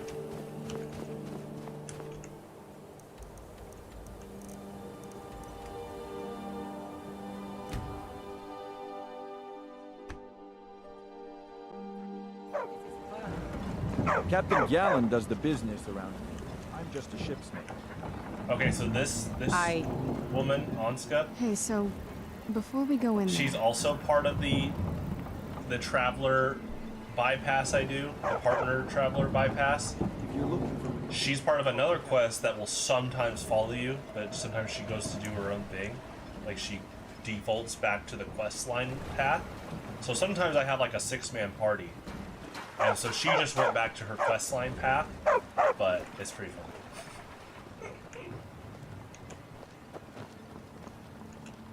Yeah. No, it's pretty cool. So in Skyrim, you're what's called a Dragonborn. Taken care of. I can give my men the rest they deserve. You can breathe Well done. fire, or it's called a shout, but you can breathe fire and ice, and if I do... Okay, no escape. I'm trying to remember all the menu commands. Whoa, whoa, whoa. Yeah, it has been a while, actually. There we go. It's tab. Okay. So these are called shouts. You can do all these dragon shouts. We'll do one when I go out in the wild. Hold on. We'll do the classic one. Hold on. Alright.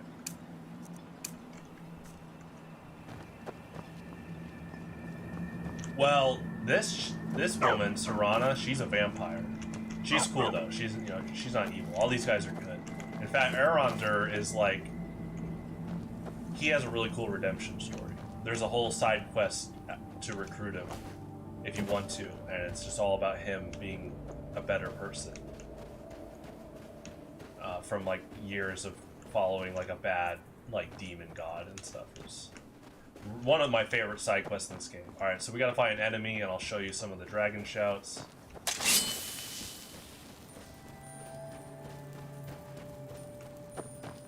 Probably see some ash spawns soon. Oh, that's sad.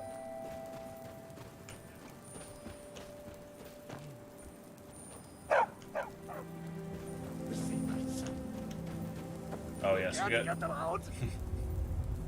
The secrets. So yeah, Sax is in this game. I know things, hidden things, things you aren't supposed to know. You don't believe me. No one does. They don't want to. I don't want to either. But I can't help it. They're in my head. Secret hidden things. The secret kind. The black book. It shoved them in there with black, slick fingers. My fingers are too short. I can't get them out. That's good, TRK. Oh no, I didn't find it. It found me. Here, I'll show you. See? Right there. But don't go there. You don't want these things in your head. You don't. You don't. Never should have come here. Dude, I don't want to hurt you. Sax, calm down. Mercy! Sax, you got second place. Let Steven cook, Sax. I can't stop my teammates, Sax. Stop, teammates.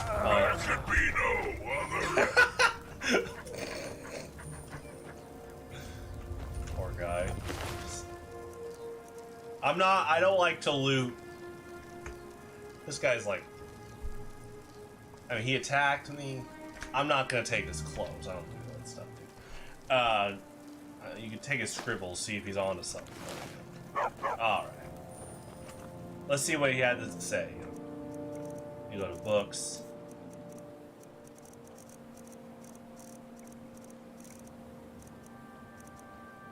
Oh, we got two. Sax is a writer. Wow, Sax, you are cooking for the July monthly. Slow down. Alright. So if you notice, the terrain's a little bit different. We're in an area called Solstheim, which is an island in the northeast, and we're basically in another country called Morrowind. This island shares with Skyrim and Morrowind, so it's always been like in between both countries, and both countries have a high influence here. So that's why the terrain is more like ash and less mountainous, and that volcano is from Morrowind. And there's a whole game dedicated to that country as well. What's cool is, like, all the music in this location is Morrowind music. Morrowind came out in like 2003. I played this game first. I thought this music was new, like in 2012. And then I find out all this music was written in 2003. That just shows how good this music is and how consistent Jeremy Soule is as a great composer.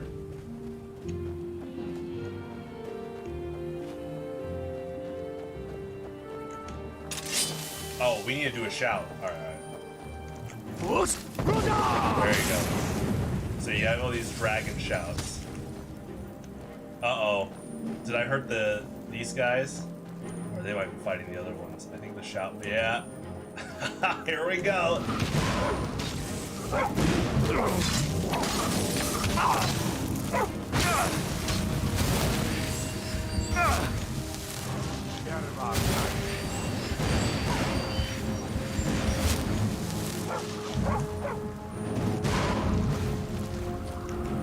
Okay, so let's change up some shouts.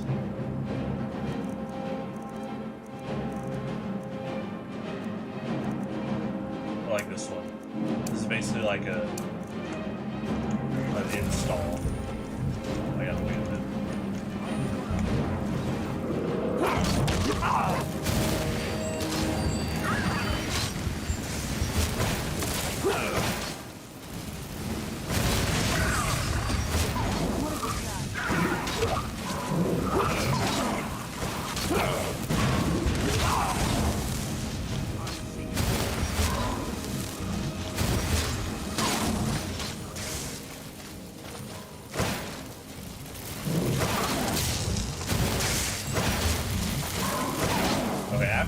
I'm actually going to go back a little bit. I'm just going to go back now because the niches are like innocent. So I accidentally shouted. Whoa. Okay, Microsoft. So I accidentally shouted and hit them. And I definitely don't want to do that.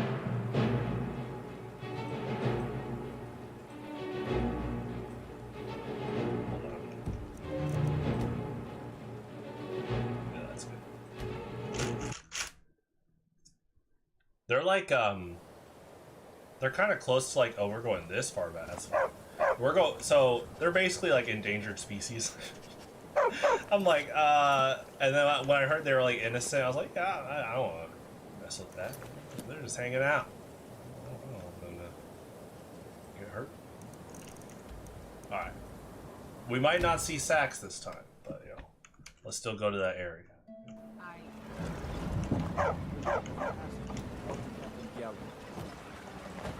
Like, I hit them with the shout, and I was like, wait a second, aren't those like endangered and they're like pacifists? They only fight you if you hit them. You know? It's like, nah, I ain't doing that.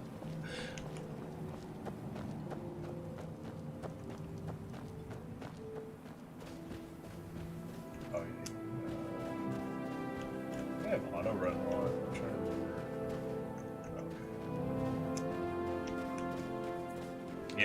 Yeah. So I'm explaining to TRK the little bit of Morrowind lore. You got the Red Mountain right there. Cameron, I was just telling TRK, I thought this music was brand new in 2012. I was like, this is amazing. I can't believe they wrote all these songs for the DLC campaign. Find out this is all Morrowind music, and that's just how good Jeremy Soule is as a composer. Like, overall. Oh, there he is, TRK, he's back. Get them out. I know things, hidden things, things you aren't supposed to know. Write this down, TRK. You don't believe me. No one does. They don't want to. I don't want to either. But I can't help it. They're in my head. The Highlander algorithms. Secret hidden things. Sax, calm down. The secret kind. Yeah, what he's bringing to the monthly next weekend. We get it. The black book. It Okay, shoved them calm in down there, Sax. with black, slick fingers. My fingers are too short. I can't get them out. Oh no, I didn't find it. It found me. Here, I'll show you. See? Right there. But don't go there. All right, let's hope Sax You don't isn't want these violent. things in your head. You don't. You don't. Sax!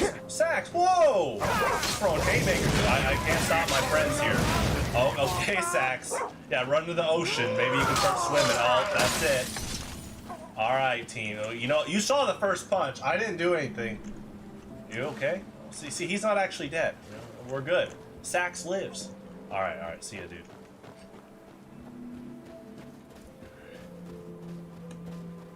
Cameron getting that nostalgia rush. Cameron, I'm spoiling it for you. I know you said you wanted to tackle Skyrim eventually. This is basically like a Morrowind remake, you know? Well, at least that, was it Blood Moon? It actually is. It's literally like a Blood Moon remake. I mean, obviously, 200-something years later, but the Skull are here. They're called Skull, not Nords, just like in Morrowind.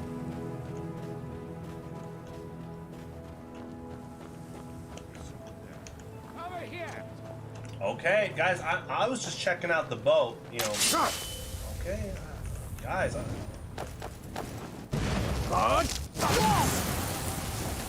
That's one of the shouts. You can summon a tornado. Listen, man.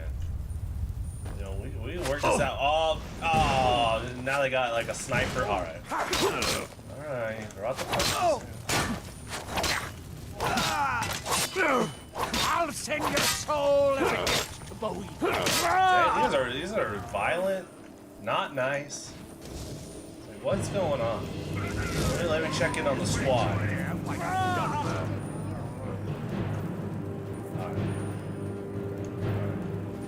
Oh, they're going after someone.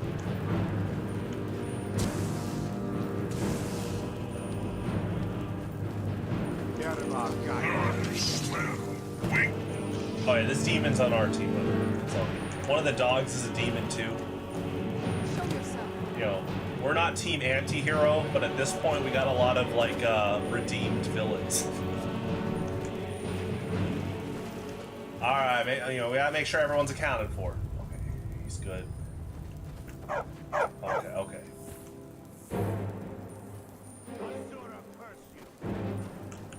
Alright. So we're going to the ship anyway. This is very violent. TRK, you might want to hide your eyes. I don't think these are nice people. I promise I'll kill you quickly.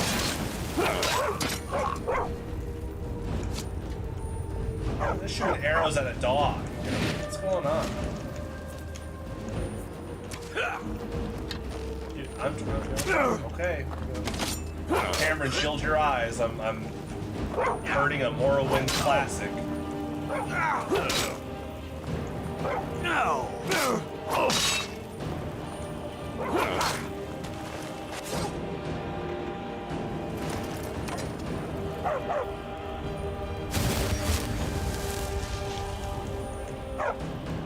Okay, well, there's 2 dogs, so I gotta make sure the other dog. Oh, there he is. We're good. We're all here. They'd steal from their own mothers given the chance. True, true. Alright, we might as well check the ship out. Me, TRK, Cameron, and this whole squad of anti-heroes. I bet this dog is an anti-hero. Probably stole from Petco. I was like, dude, and he's like, you know what? That was bad. That was bad. I was like, yeah.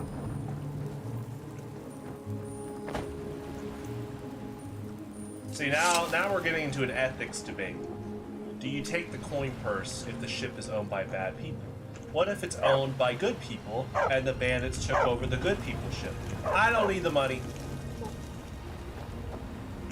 Oh, by the way, underwater, easy, Yoshi. There's 10 races. Play as Yoshi. No. Yoshi here, he can breathe underwater. We're good.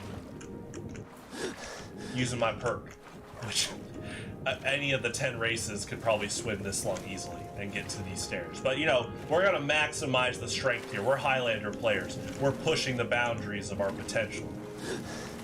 See, now we get to look at in-depth texture. Hold on. Oh! Yeah. All right. Oh my gosh. Again, I'm not taking close. This is probably the innocent guy. Probably got killed by those bands. Oh, geez, that's pretty bad. That's actually pretty bad.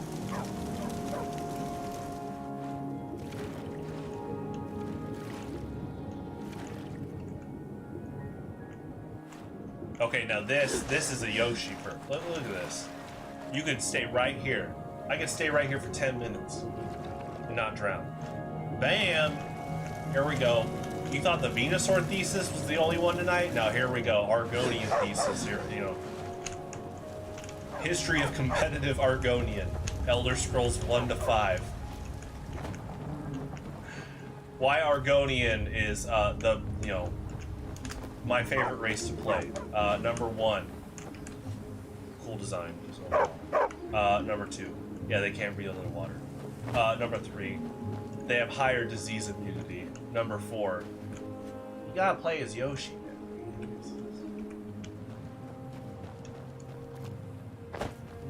Elder Scrolls game. Well, you know what, Cameron? Shoutouts to the Daggerfall speedrun. I look forward to it.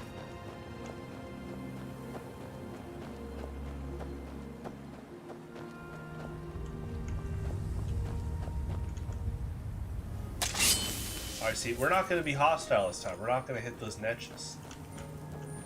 We're just going to walk around, guys. We're good. We're good. Oh, we're just trying to walk. Okay. Okay, so I'm going to switch weapons. There is like an elemental system, and that's like a fire-based creature. So, do I have any ice weapons? Yeah, I got like a chaos one. And then I can go. I can do like an ice shout. Or you know what? I'll just do like. Okay. Yeah, I don't have. So, in Elder Scrolls, you have skill trees. I put a lot of my skill in like two-handed, one-handed weapon combat. Not a lot in destruction magic. Alright. Let's do like an ice shout. Uh oh, Cameron hears the Morrowind music. Tears rolling down his eyes. He can't handle the nostalgia. He's going down the street to Scooter's coffee house. He needs to revitalize. Alright, Cameron, see you in 15 minutes. That's it? That's all you've got? I gotta be careful. You can't hit your teammates.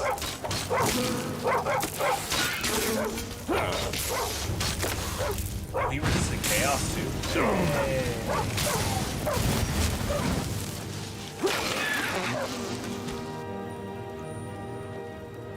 Alright. That's pretty good value.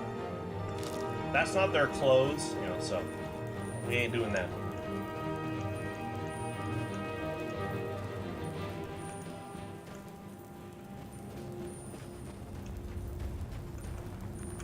We're just gonna hope that this person's house is...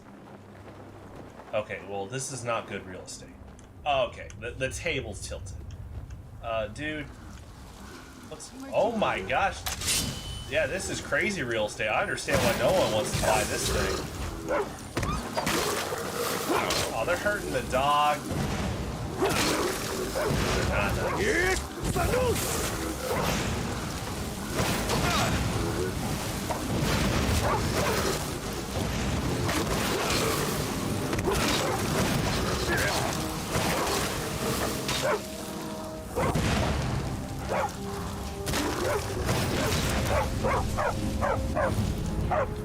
Just went up $5 in real estate.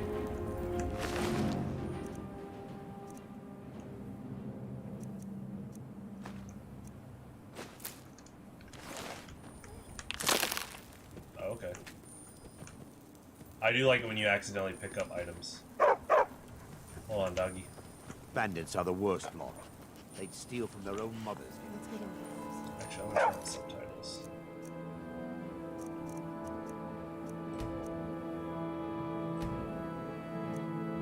Try on display.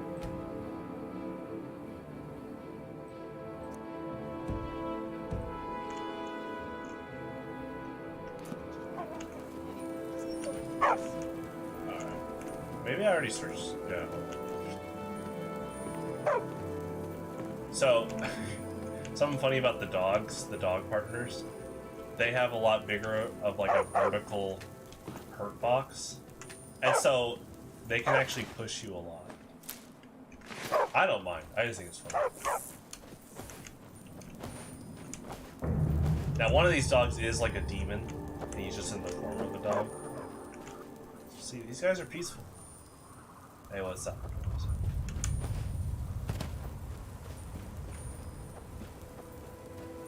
Oh gosh.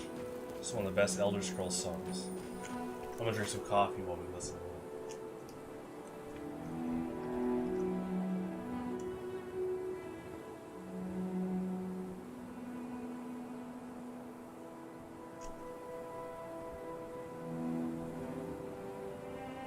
You can hear the fibers on the stringed bow. Alright.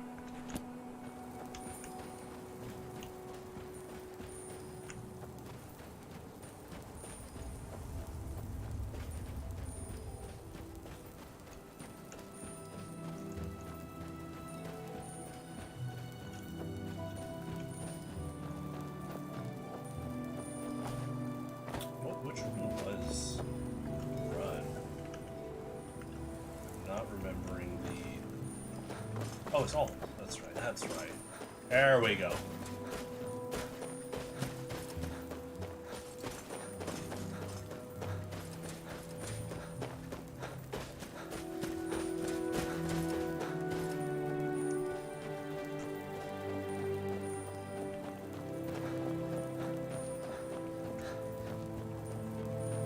Time to end this little game.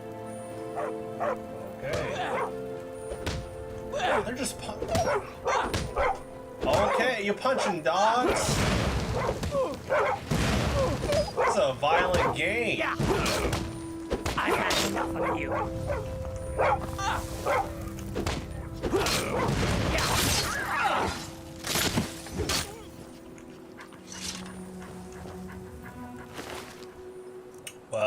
you're a bad person, so if I don't take the money, bad people could take the money. We're gonna help the local Solstheim economy. That's pretty good. You might be an alcoholic. That explains why you're punching dogs. Okay, you were not using that. You would have ran a lot faster. That makes sense. That's actually like what? Illegal? Yeah. Pass? Okay. Oh, great. Alright. Now, Cameron, you might want to look away. This, you know, we're going into spoiler territory. You know, you might actually really like what you're about to see. You might want to savor the moment for when you eventually play more of Skyrim. But I warned you. Here we go.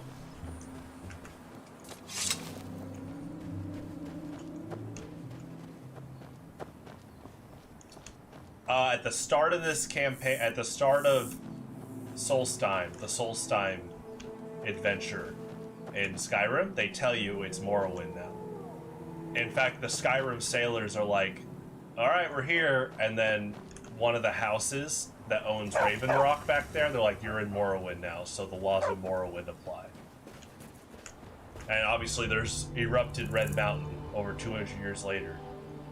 You know, I know that, like, right after you beat Dagoth Vivek is like, peace.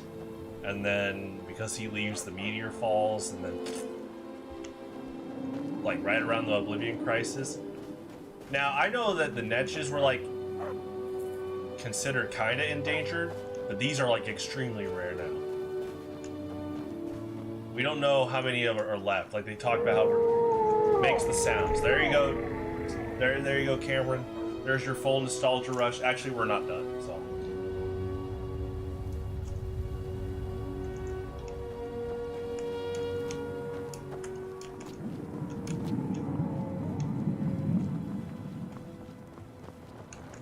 And yes, sirrah. What would you like to know? The blasts from the volcano wiped most of them out. Found Dusty in a small cave on Vardenfell. Siltstrider cocoons are pretty tough. Mostly for transporting goods and people. They were pretty commonplace in Morrowind, but that was ages ago. A Siltstrider carapace is so strong it can withstand the harshest of weather.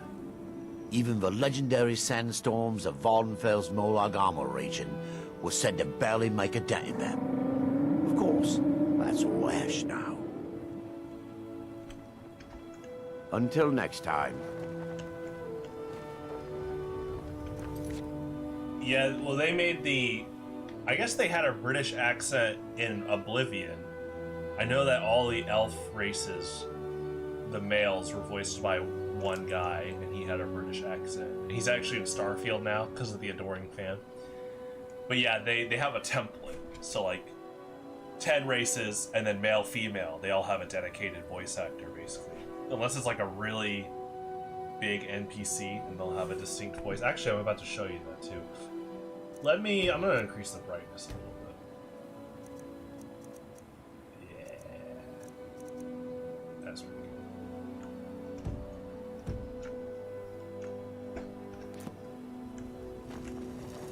Yeah, that's great. So, again, Skyrim was my first Elder Scrolls game, so when I played this, I thought it was cool. I didn't realize how much of, like, a nostalgia wave it was for older fans. You can't, obviously you can't go anywhere. You got this, you got fast travel. Here you go, Cameron. Here's all of Solstheim. It's actually, there's a lot of locations here. It's actually pretty nuts.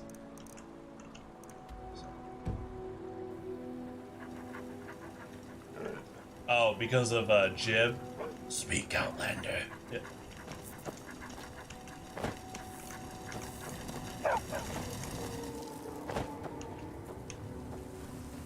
Oh, we're not done, Cameron. There's more.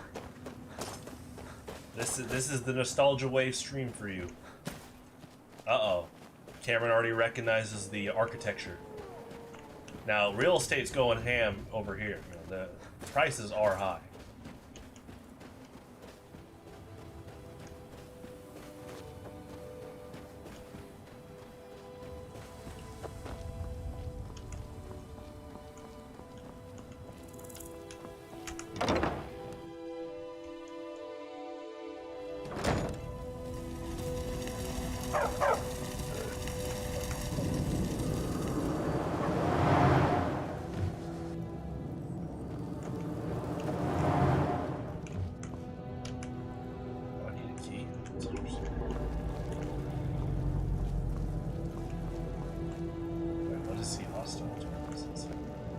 Have you found Verona yet? I could barely use something. Where did I put... Oh, yeah. It's as if Tel Mithrin is cursed. Spoiled food, ash spawn attacks, my servants constantly getting sick. What's next? When the city of Vivec was destroyed, it took decades for us to rebuild. We are still but a shadow of our glorious past, but someday we will rise again.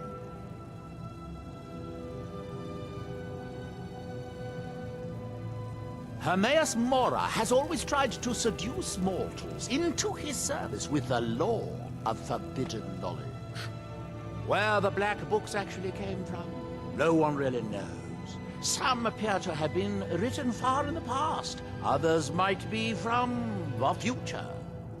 Apparently, time is more malleable if you're the Daedric Prince of Fate and Destiny. I don't know, but I mean to find out. I still have some research to do before I'll know anything for certain. That's that, then.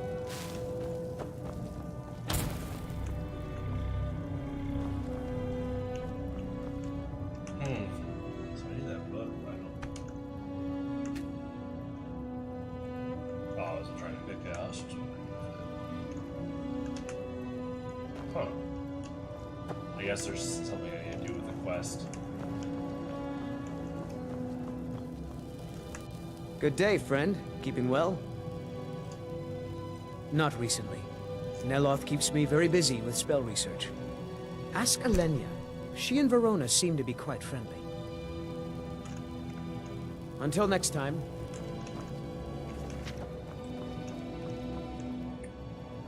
So I haven't got to the part of Morrowind where you encounter Neloth. So I basically just know him from this game. I know he's in that game. I know like Dark Elves for a long time.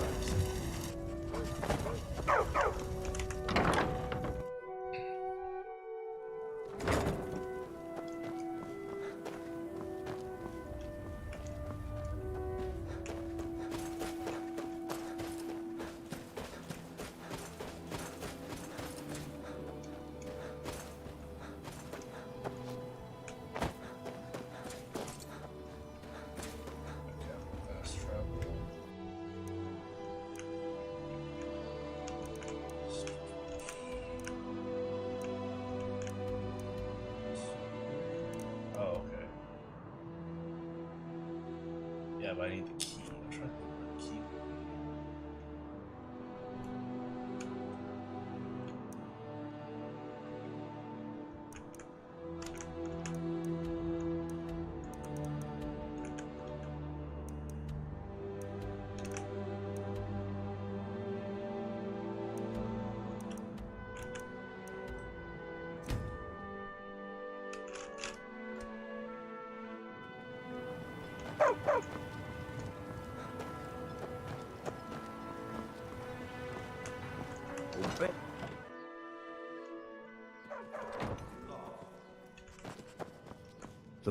I feel I owe you my life for thwarting the House Hlalu plot to have me assassinated. My deepest thanks. You've never heard of House Redorin? We're the mightiest of the great houses, and we lead the Council, the ruling body of Morrowind. This isn't Skyrim, Outlander. A group of powerful and influential Dunmer families have been ruling Morrowind for millennia. They embody a council made up of 5 great houses: Telvanni, Dres, Endoral, Sadras, and Redorin. Well, of course, with 4 other houses on the council, someone has to keep the rabble organized. Our house leads the council by virtue of our preeminence in battle, wisdom, and ancestral glory. Yes, I imagine it would to someone not of our people. If you're interested in pursuing the subject, help yourself to any of the historical volumes in my library. I actually don't know if his library covers My doors are open. the 6th house in the tribe Unborn. I'm sure there's some Dagoth books in here. I Not much have contact with ours. I have not encountered it in Not the this game Scar yet. village to the north, but the Nords there keep to themselves.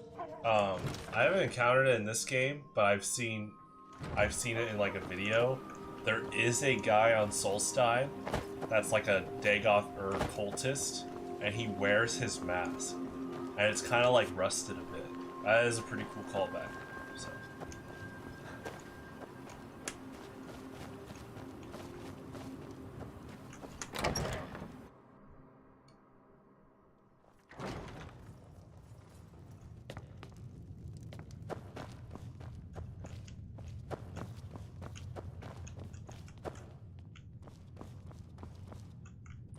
Yeah, it's a public bath.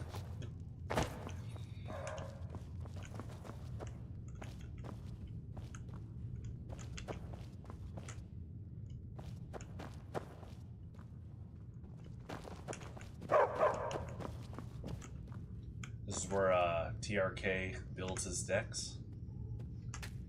TRK, you don't need to be that dramatic. I'm sure you could build decks without enchantments from possible demons.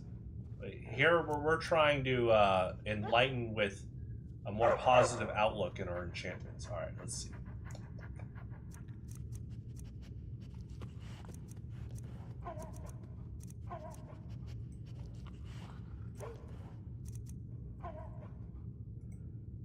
Okay, I don't have any items to enchant.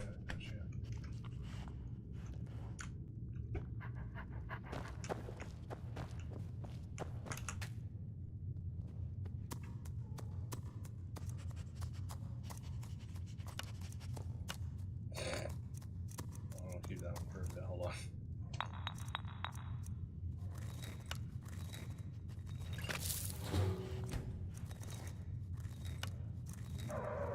I hope Sax is watching. This is how you make a Highlander deck. This gives you the edge. Alright, let's see. Greninja, Vaporeon. Oh, I don't agree. I think it's a good combo.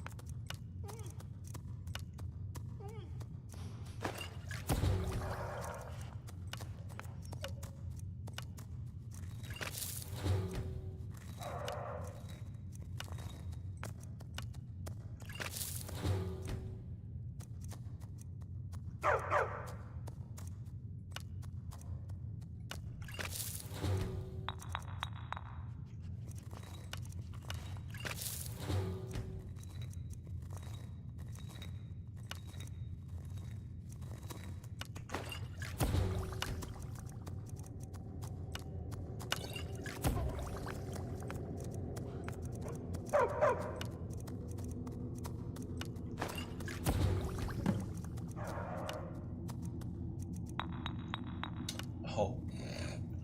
It's part of the quest. Nah, I'll get more later. Without killing an edge. I think you can do it.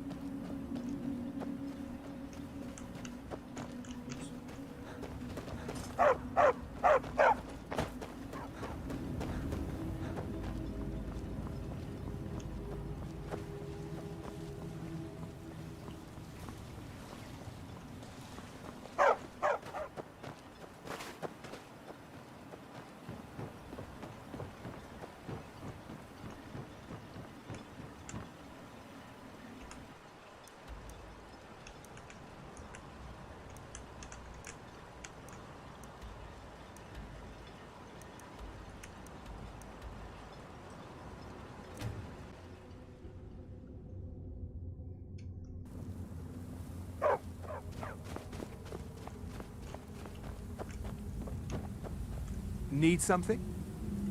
Yes?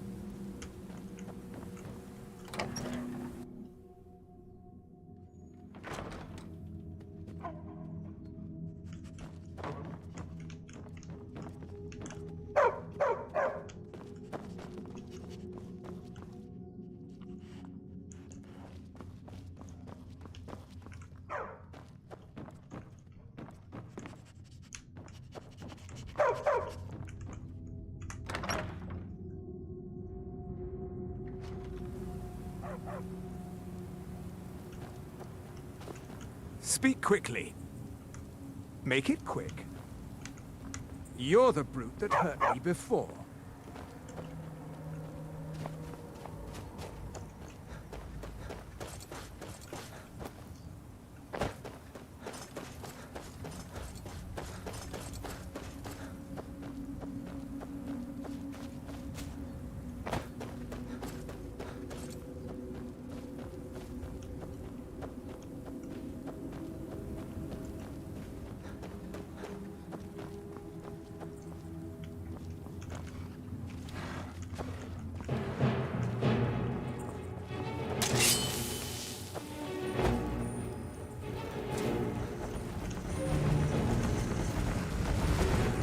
Yes, Venusaur!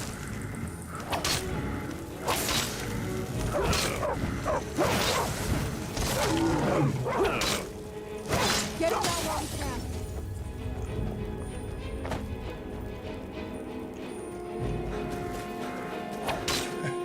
Oh, I like how the edge of that sword still got on the sword.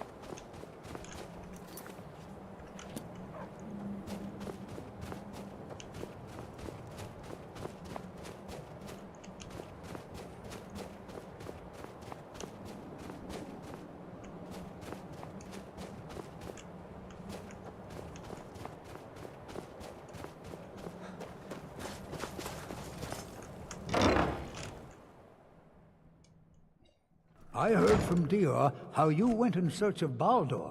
That was very brave. And in fact, that's just the kind of courage I'm looking for.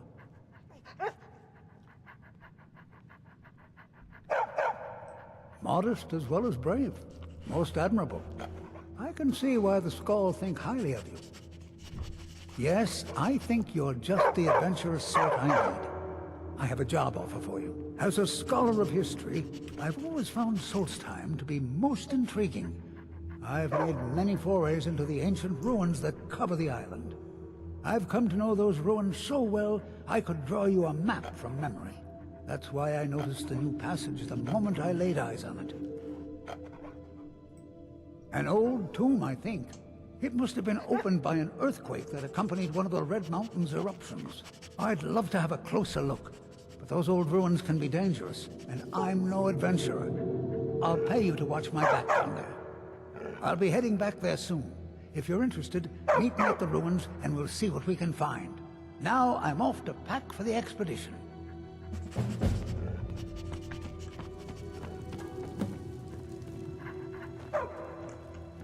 You risked your life to save Baldur. Your name will be honored in our village. I am the leader of the Skull, but it's the Allmaker who truly protects and provides. Bandits sometimes come at night to steal our food. They think that stealing from us is easier than hunting for themselves. It will be dangerous, but if you'll deal with these thieves, we would be most grateful. Then may the Allmaker give you the strength of a great bear and make your will as firm as stone.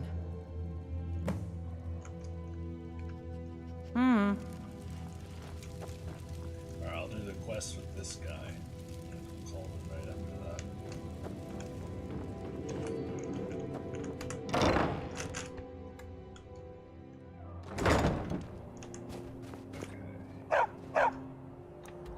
Let's see, which ruins is he talking about?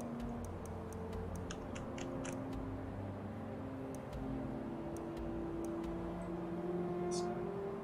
That might be the other quest.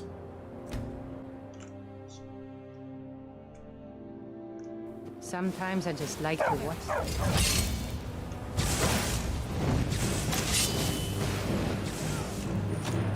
Alright.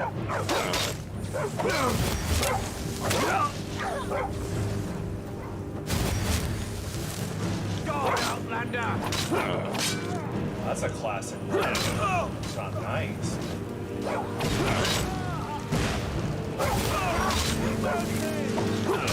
That dude said mercy. Second chance. There can be no other.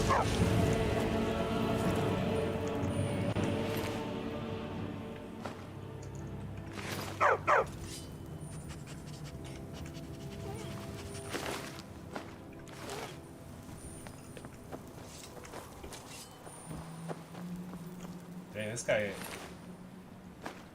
That means that he got killed by like range from one of my teammates. Yeah, some of them do have like range attacks. Interesting. Some of the leaders.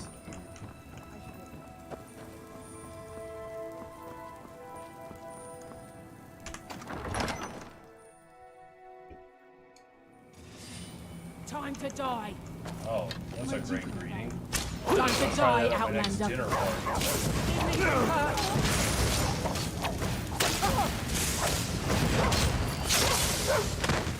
Dang.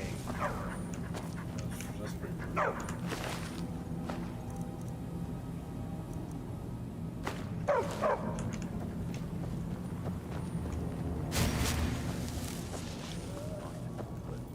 Tired of getting disarmed. I knew it. Get him! Yes, Vanus! Oh no, the dog. The best you can do.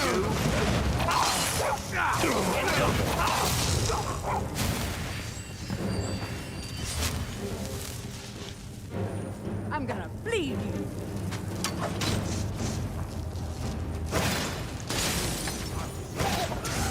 Nico, no. You I stop hope running. Nico's okay. I'm back in there. Alright, he's okay. Don't worry. The dog's okay. Hey, Outlander. We're fighting for world peace.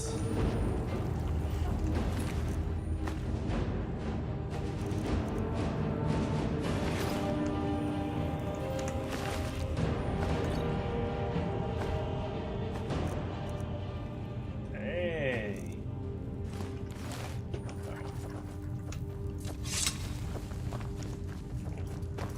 I've always taught with these types of ruins.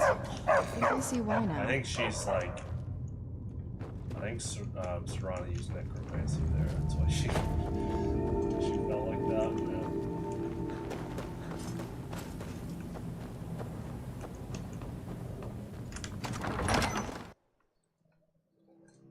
It'll be good to get out of the sun.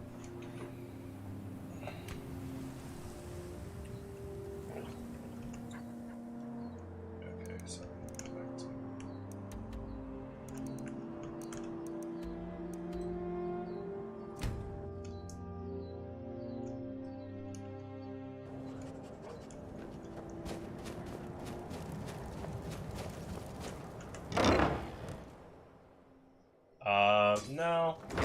think if you play 3 Cynthia, you could do 2 Cynthia, 1 Tate and Liza. More value, but you miss that 1 extra card. There are a lot of times you want that 1 extra card. Have you put those thieving bandits to the sword? Your kindness warms my heart as sunlight warms the skin on a cold day. The Skull are once again in your debt, outsider. Yeah, but until our next meeting out. There's a reason people discard 1 card for 1 more for charity. That 1 more card could be the energy you need, the switch card, the tool. It's up to you, TRK. You can play 3 Tate and Liza. But if you start whiffing stuff, then maybe go back to Cynthia and maybe just keep 1 Tate and Liza. Alright, let's see. So we need to do... Where's the other one? The guy told me to meet up with him after Ruin.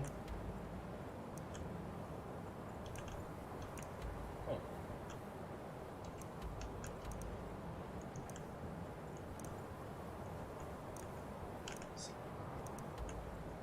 It's probably in here.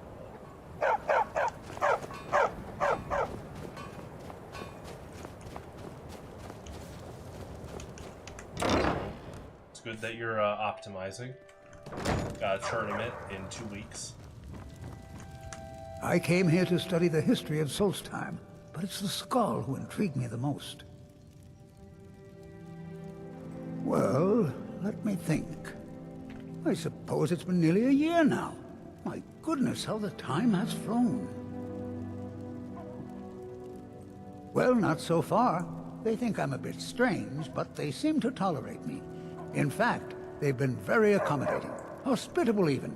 They seem happy to talk about their traditions and history.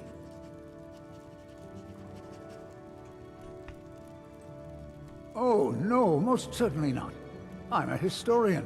I'm here to learn about the history of Solstheim. Solstheim is a fascinating place, but we know so little about its past. There are many mysteries that remain unsolved. Yes, that was a most disturbing experience. But to answer your question, the architecture was strange, almost otherworldly. Given that, and the considerable power it must have taken to affect our minds so completely, it would suggest the work of a powerful mage. Either that, or perhaps a Daedra. If so, then may the Nine protect us. Powerful and malevolent entities who make their home on the plane of oblivion. Some of the more powerful among them can exert their influence within our world. And when they do, men inevitably suffer. Until next time.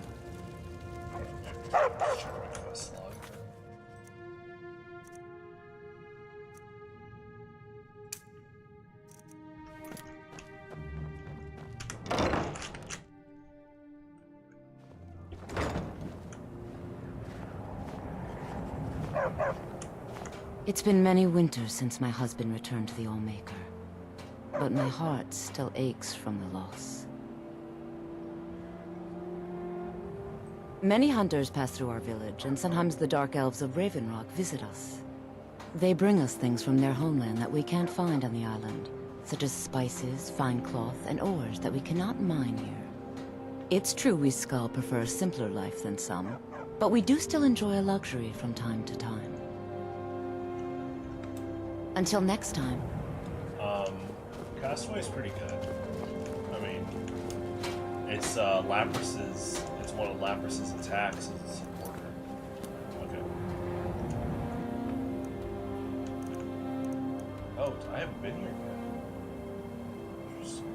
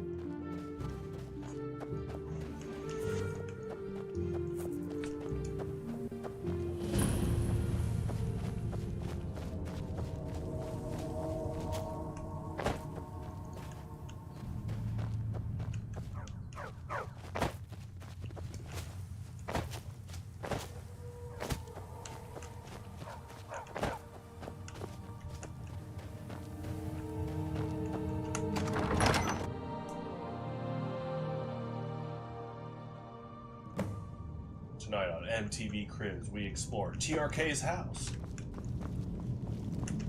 TRK at least put the face in place. Oh my gosh. It's all tilted. Just let this guy run in. Remarkable, isn't it? This tomb has been hidden for, well, who knows? Many.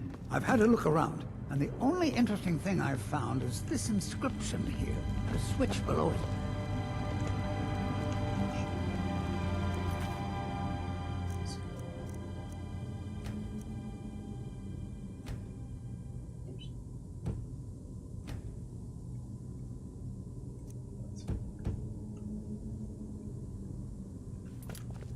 I'm not sure if you can read the dragon language, but this seems to be a riddle of some sort. A sacrifice will bring you closer to that which you seek. I wonder what it means. Okay, we're not sacrificing anyone. What? Step. There seem to be some corpses strewn about on the floor here.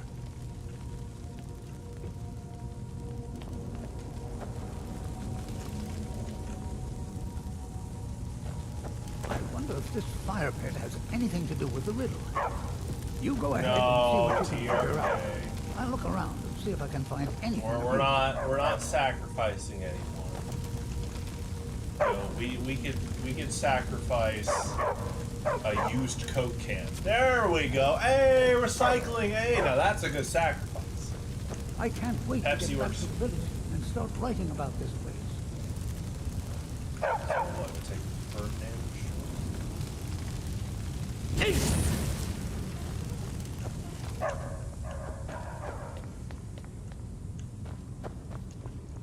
TRK, you gotta tidy up the place. Okay. TRK, you can go take a break. We'll take it from here. Your home is just not looking good here. Look at this. Come on, TRK. You got zombies just lying around. You should at least clean up, man.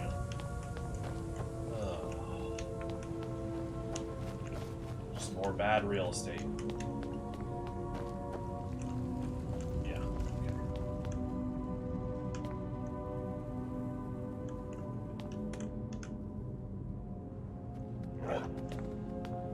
Okay. TRK, that's very violent. We're trying to help the world be a better place. I'm not talking about sacrifices. Like, this person could have been innocent. Now, usually Draugr are hostile, but before they were zombies, they could be donating to charities every month. You know? Oh, great job, TRK. Didn't mean to step over their corpse. That's the thing, you gotta be careful, you know. Look at this, not even cleaning up the rock flooring. Oh, that's violent. Sorry, walking Cameron. in these chambers is like walking in the past. Who knows what dangers await us in this place? Perhaps something is meant to go into the fire? Yes, of course. It said, a sacrifice will bring you closer to that which you seek. Very well. Let's keep traps. Alright, we gotta solve this mystery. A sacrifice? I already said Coke or Pepsi can. Oh, okay. What? Okay, so I need to find items.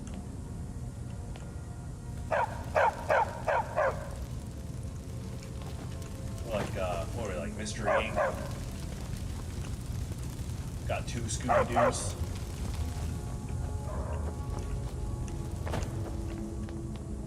One's a demon, one's a dog. Okay, so not 2 Scooby-Doos. Well, I don't know. Scooby might be a little demonic. He can speak English sentences, you know? Like, this guy. Oh, where'd he go? Oh,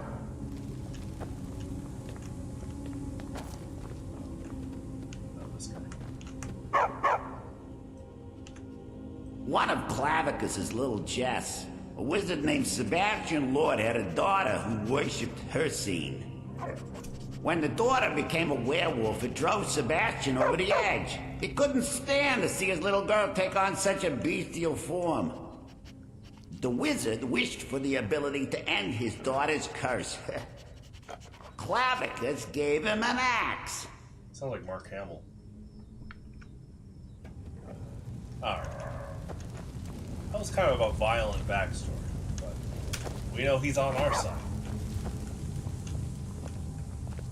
Okay, TRK, like we're not sacrificing this innocent historian. I'm guessing I need to find, like... Yeah, let's just go back here. Wait, I am Argonian.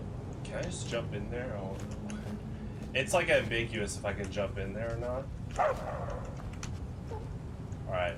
Watch out, Olympics.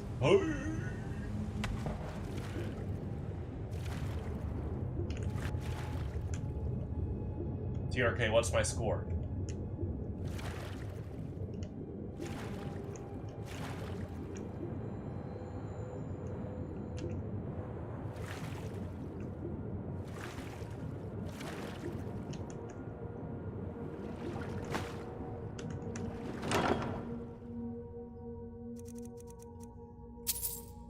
Oh, thanks for the stuff, TRK. I know that you would hand me these tools, so they're in good hands rather than bandits.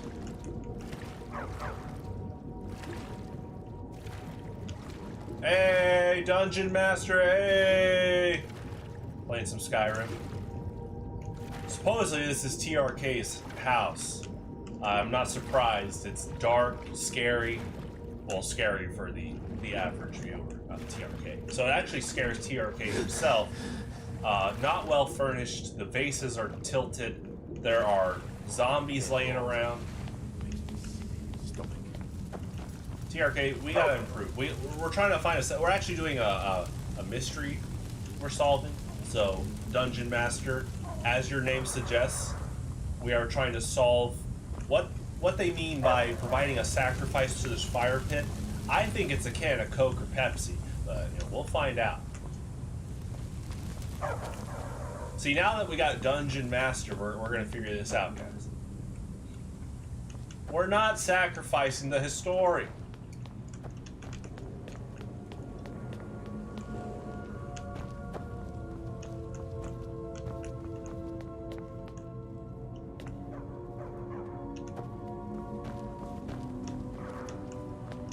Maybe the key is in the water.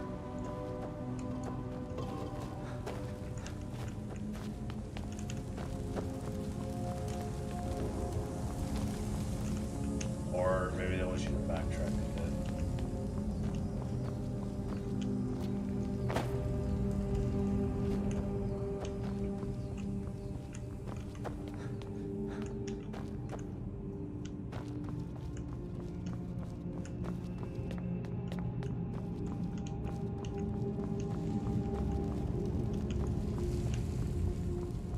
Now, TRK, I will say, unlimited heat is impressive. You don't have to pay for air conditioning. Yeah, Skyrim's great. Fun game. I look forward to the mods that are about to come out that cover the other areas of Tamriel. Black Marsh, that'll be great. Alright, we'll solve this. Keeping his hands. That's funny that this is considered like a campfire. Walking in these so he treats it like one with his hands up. Don't worry, we'll solve the mystery. He'll keep his hands warm. He's a historian. He's got to scribe all this stuff. Take some R&R. All right, here we go. Dive round 2. Look out, Olympics. Look at that form. Do you see that? Silver metal. That's silver metal material. I can work on it a little bit later.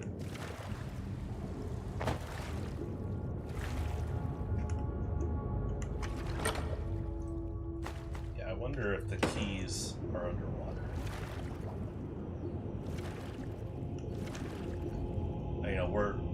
With Yoshi, we can be here for a limited amount of time. They're not worried about me.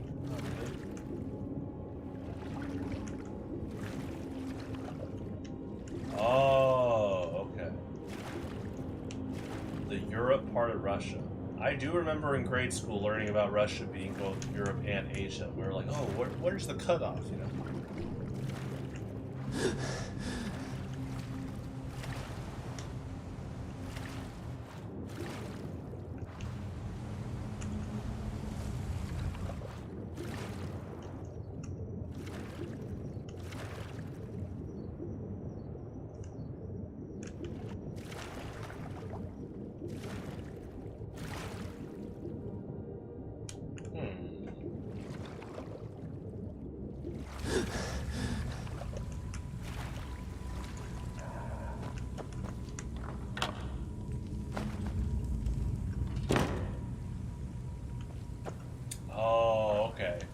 Thanks for telling me that. I've always wondered where the exact cutoff kind of is.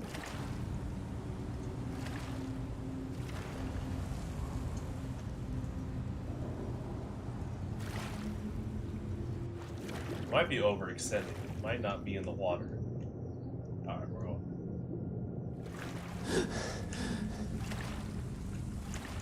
I wonder if there's going to be a guy in like a ghost sheet that pops out once we unlock the doors. And then we run Scooby-Doo style. I'll get some background music if that happens. Oh, hello.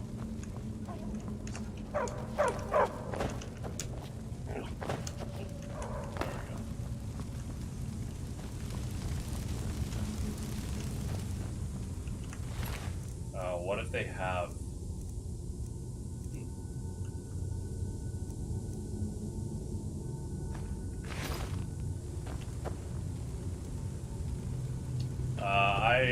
it's kind of low. You could run that low if you run Pokemon that grab cards all the time. Like Farfetch'd, and Sableye, and Lapras. You'd be okay. People like Spinda, because Spinda keeps giving you a fresh hand of 6.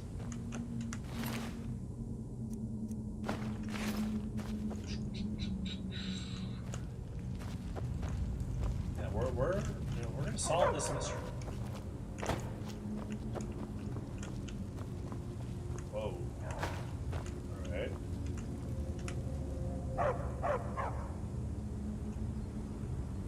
I'm gonna guess a bridge opens up once we solve it.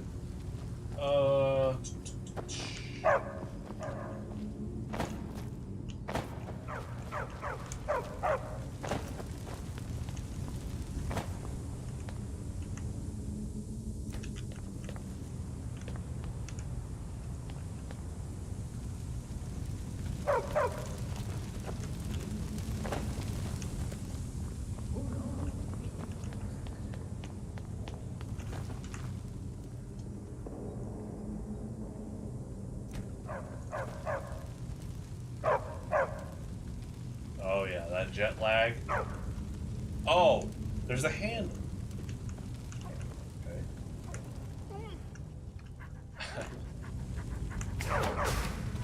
The thought of the dead rising makes me sick to my stomach. Bro. No. You don't kill this guy. I ain't doing that. I can't help but wonder if this place has some connection to the history of the Skull. They open a fire pit.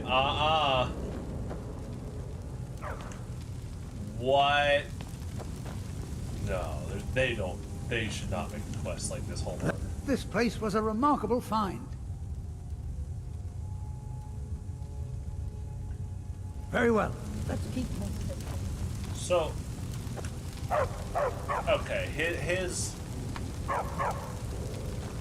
movement patterns circle around the pit, but not on it. So I wonder if you pick up an object, you just like, I'm guessing, do you sacrifice a zombie? What was the input? Don't sacrifice. I agree, Dungeon Master, and you are the Dungeon Master. See, TRK, I have a professional now, and I knew not to sacrifice. The only thing I'm sacrificing are a can of Coke or Pepsi. We could try a dead zombie body. They tend to be not nice people. They might have been nice in the past life, but actually Draugr are like dedicated to like death cults, so yeah, they died really bad. We are a family-friendly... That's right, Dungeon Master. Thank you. Okay, let's look at the input. Which one is pick up?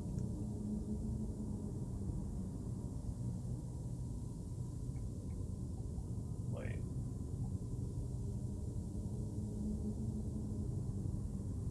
Jump, sprint, shout, sneak, run, move. Journal. I don't lead any cult. I don't know what you're talking about. TRK, you're acting like I own like cult material.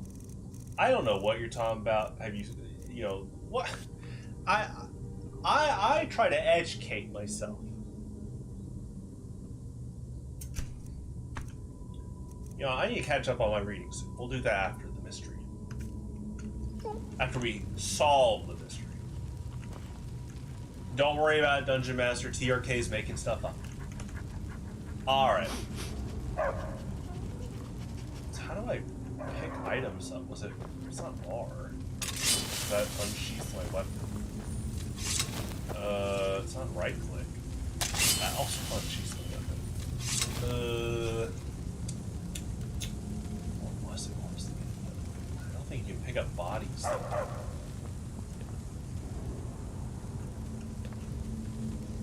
Oh, it is E. I've never done this. Like a body. Alright. Oh, Alright, okay. Oh gosh. Now, we were talking about recycling earlier. Walking in these. Yeah, these guys are evil, so I don't feel bad. Here we go. Alright, we're gonna clear the way. Well done. Alright. Looks like we can head in either direction. Since you seem to know what you're doing, why don't you lead the way? Thank you, Dungeon Master. Now, we sacrificed, like, evil people, so it's okay. Now their ashes are going to the environment, hopefully help out the ecosystem.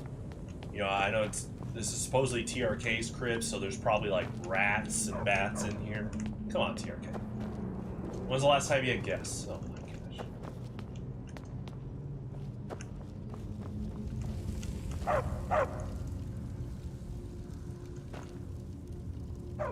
You know, because it's owned by evil people, I'm gonna do TRK a favor and just help him clean house. Here we go. Alright.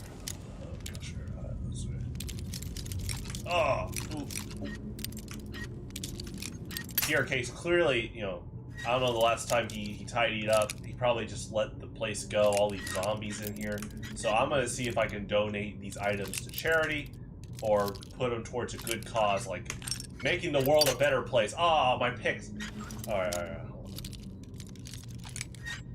Ooh. Oh. Dungeon Master, I need your help. This is your environment. TRK, we're just checking out the chest. We're solving mysteries.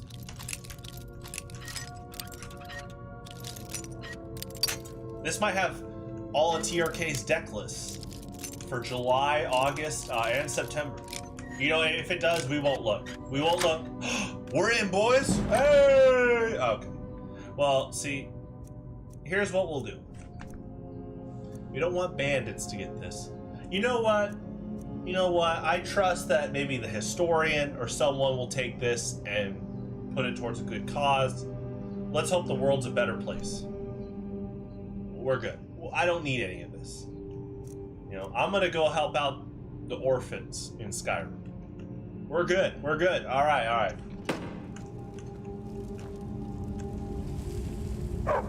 We ain't searching a burial urn. That's just disrespectful. All right.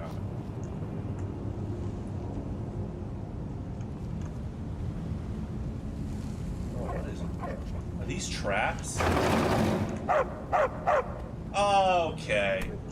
Along with a puzzle. Of course. I just knew it was TRK's place, huh? Along the path.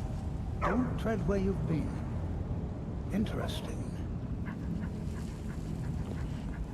Well, I'm pretty sure about two things. One, the riddle is most likely referring to these flat square stones.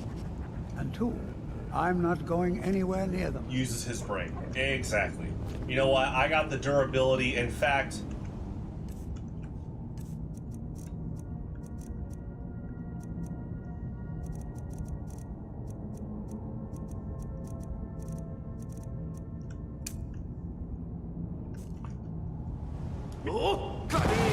Alright, we're ready for any traps that, you know, this house is throwing at us.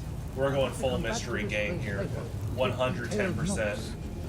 Exactly. Detailed notes. We're gonna solve this thing. Alright. Oh. Oh. Okay. No traps. Okay. Only 5 more to go. Now let's just hope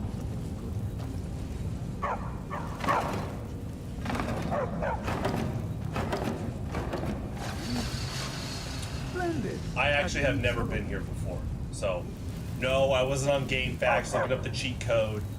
No, I'm not on a call with some like detective, ace detective. You know what happened? We have Dungeon Master in the chat. He's helped. He gave me the insight to know this place top to bottom already. Every room we're in, we got it. We're good. Okay, what's with the ancient writing? Oh shit. Okay, hold on. I'm glad I powered up. Yeah. More zombies. What a great place to live. Woo!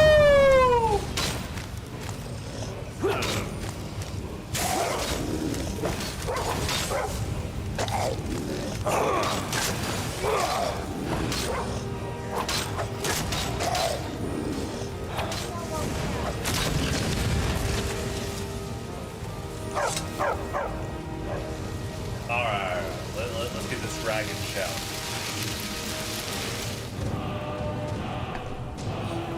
The knowledge. Guys, I'm so powerful.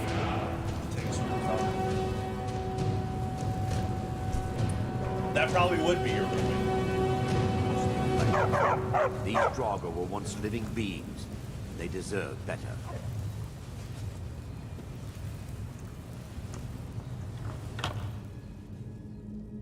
Okay, now this chest wasn't locked, so I assume this is like, you know, this is for the public. This will help fund the Hero Foundation. You see the squad. You see this historian.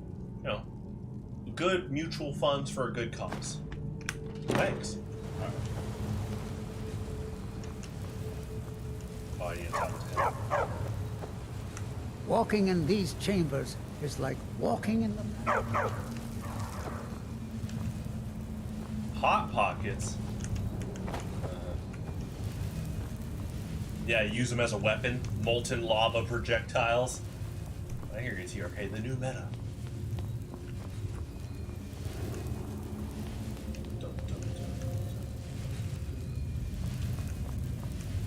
I guess we go to the other side.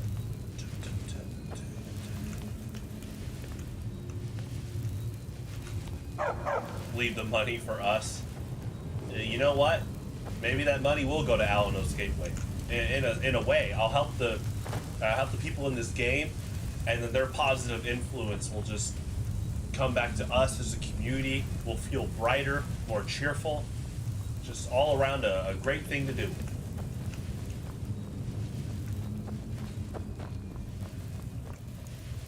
All right, you know we had a few monsters show up. None of them had like the ghost sheet over them with the little holes cut out, so we didn't have any chase music. But we'll be ready.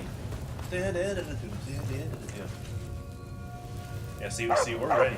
Go full Scooby-Doo. What's that meme? Rev up those fryers, you know, from SpongeBob. Alright, they ain't tossing us out, though. We'll put up a fight. Okay. Jeez, how many zombies are in? It's just a party now. Oh, they're getting the dog! They're not nice.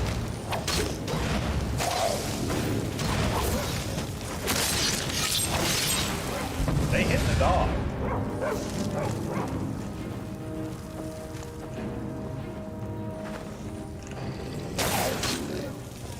Alright, well, let's give him a chance. He might be a peacekeeper.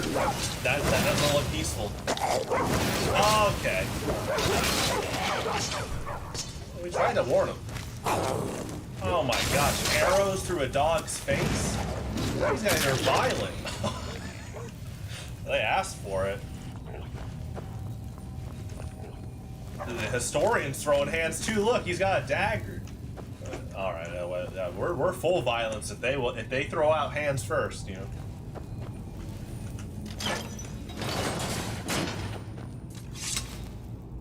All right, what's this mystery? A, B, next letter.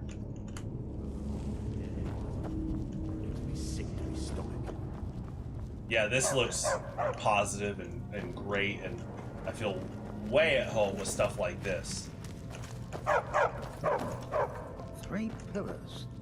Other than that plaque, there doesn't seem to be anything else worthy of note. Let's see what the inscription says.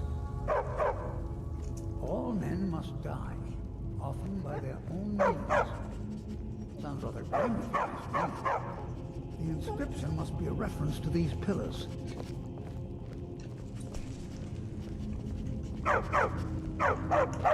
Three pillars surrounding a central one. Perhaps they're connected somehow. They also have glowing stones of some kind. Yeah, Venusaur, Charizard, Blastoise. I got it. Game over. End stream. See you. Impact stones. Well, see what you can figure out. I'm going to inspect these pillars further to see if I've missed something.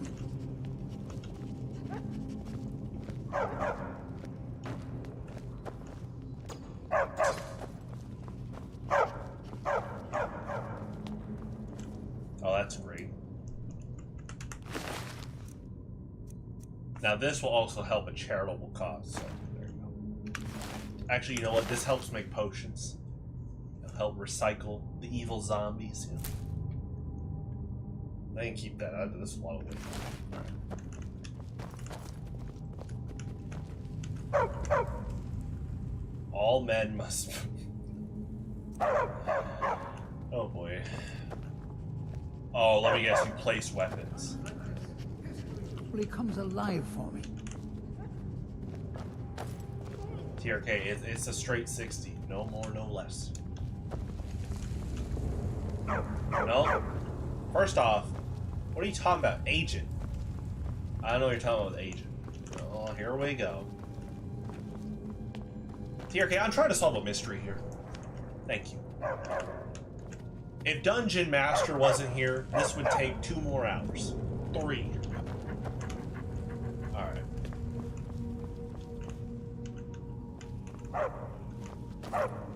Dude, I can hear the wall chant. Hey, you get 2 dragon level ups in this dungeon? That's pretty good. This place was a remarkable find. Walking in these chambers is like walking in the past. Well, there's a warrior, an archer, and a mage.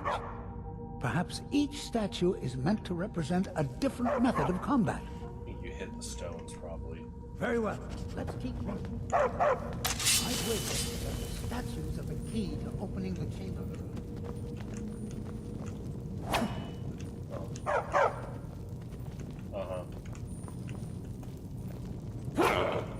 Alright, dogs, hold on.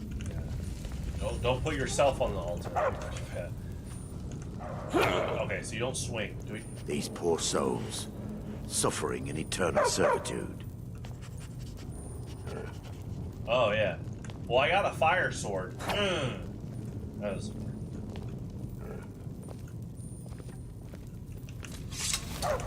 I guess you could just place the item. Maybe that triggers it. Hold on. Weapons. I probably got an extra sword. I do. Drop. Hey. Okay, and then what was it? Eat? Alright.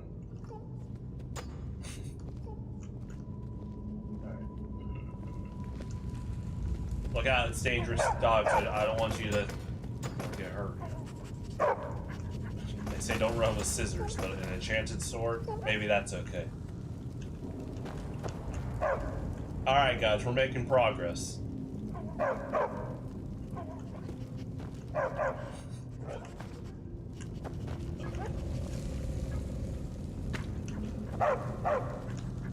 I mean, it could be a magic thing, but there's no, like, green magic.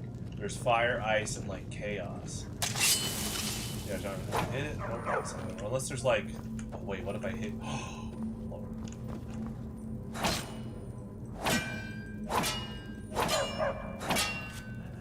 That worked. Okay, so I think you hit these things with the corresponding weapon. Well, thankfully, another Olympic sport of mine is archery. You know, I bet I'd get a gold medal ASAP. Here we go. You know, get some arrows. You know, bam. All right, I want to hit this guy. Oh. All right. The staff.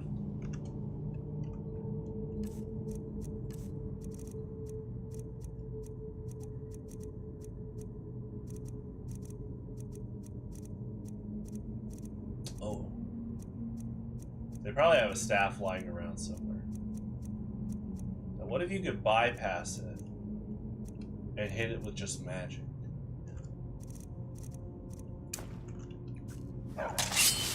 Probably not. Let me go see if there's a staff back there. It's probably part of the pseudo puzzle.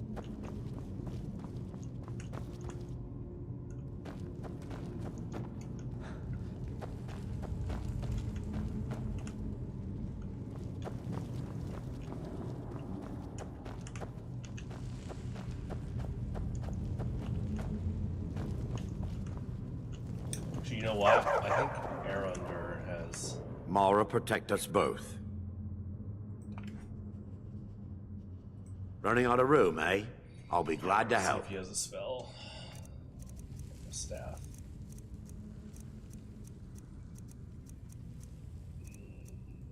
Oh, that's gonna... Well, that's summons. That doesn't throw out a hitbox. Those are cool, though, but yeah.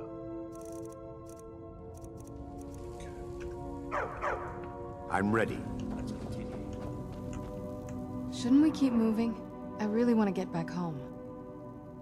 Why don't you keep your things and I'll keep mine? Oh, that's fine. Boop, bop, bip, bip, boop. Alright, there's gotta be a staff around here. We're solving mysteries. We'll find it.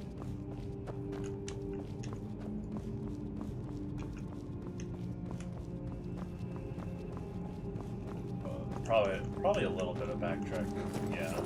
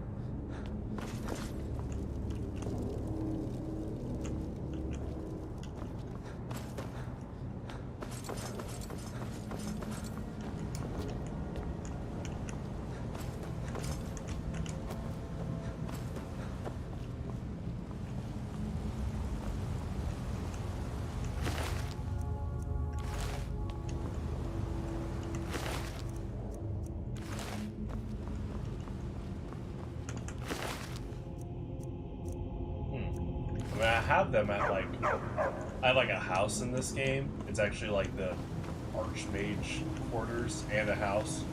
So I could always just go get one of those, but I just have a feeling the designers kept like a staff around here. Now that's architecture. That's quite the door.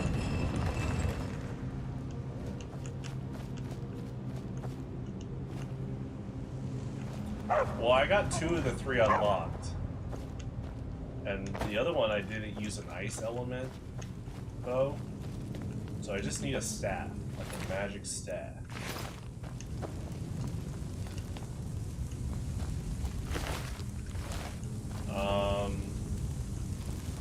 Yeah, I'll just go get one. I'll be right back.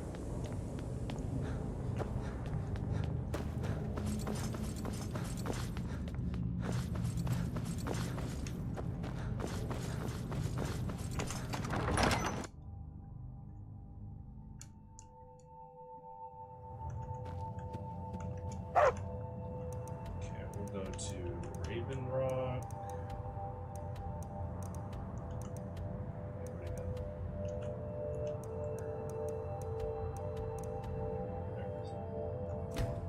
I'm sure someone has a staff here. For sale. Huh? Etc.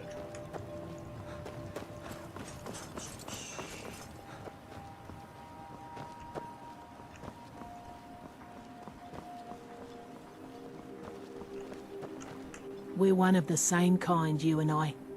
I'm glad to have met you. See you at the mines. Whoa. That'll work there. You got a good thing going here now that you've reopened the mines. Don't let it go to waste. Looking to protect yourself or deal some damage? A little bit of damage right now. It's a, you know, a little monument. Oh, staff. Oh,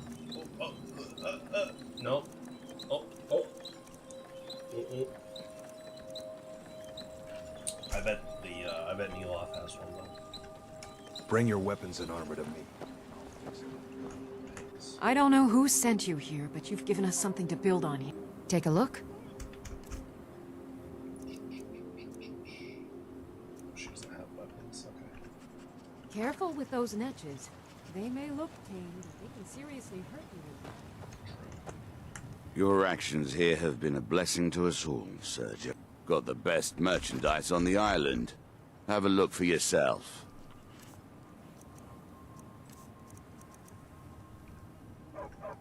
Next time you're hungry, stop by.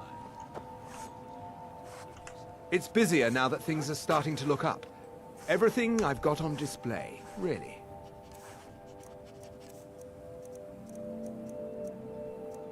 Okay, I'm gonna go to Neeloth's place. If you need any supplies...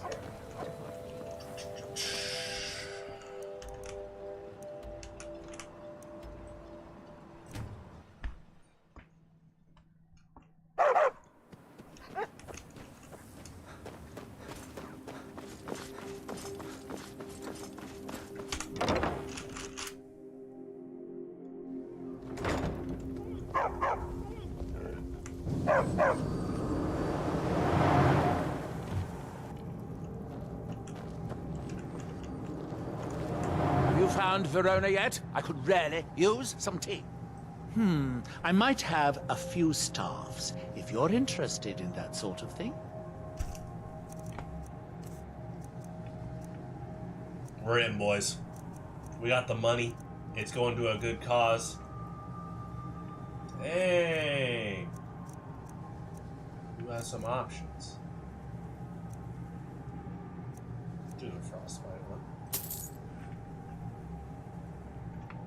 Now, where did I put... Oh, yeah.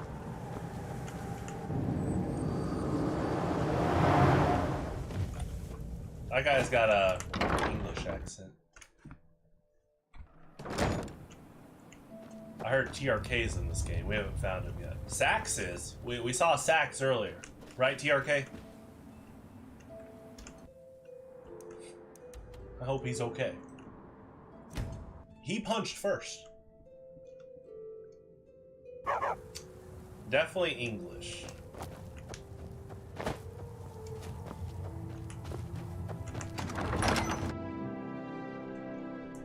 Alright, so like game time wise, we took like a day break. Historian is still here, so I assume there's food. There's like a bed somewhere he slept in.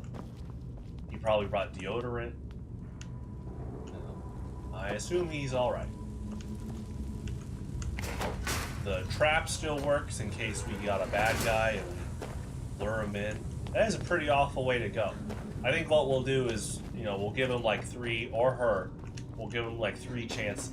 If they don't listen, and they keep swinging, see ya. Now that might be some good real estate. Oh yeah, we got a trap for your enemies. Alright, anyway.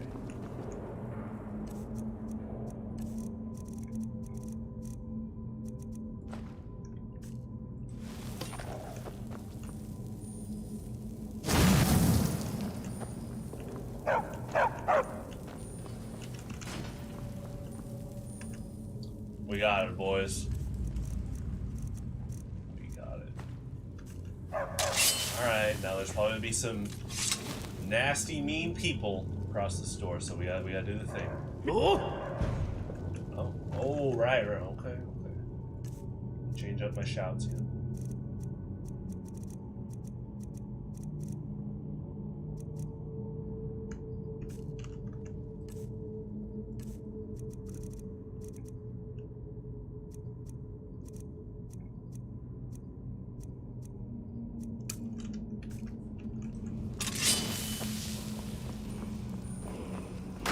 Rev up those.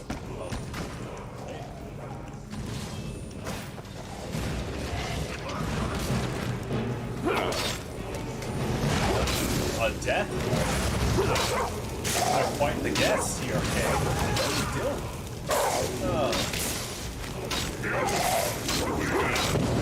Oh, he's shouting at the dog.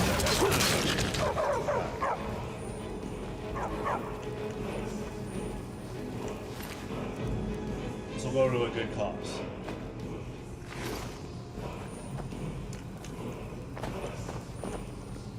Let's have a closer look at these runes.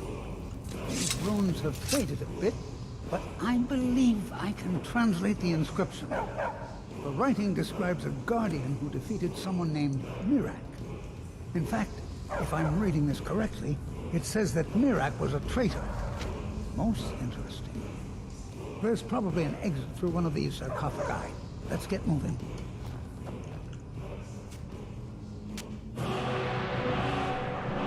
There you go, there's your dramatization. I know Hollywood's watching.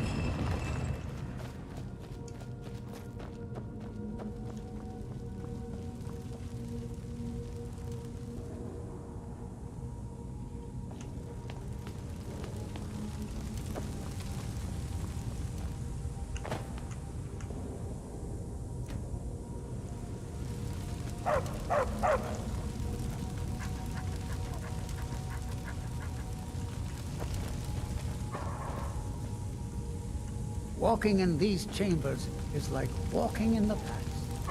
And you get items for both sides. Looks like it. Let's see what it says.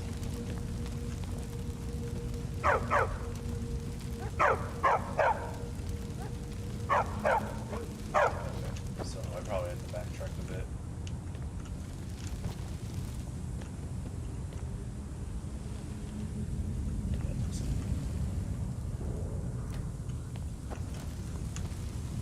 Who knows what dangers await?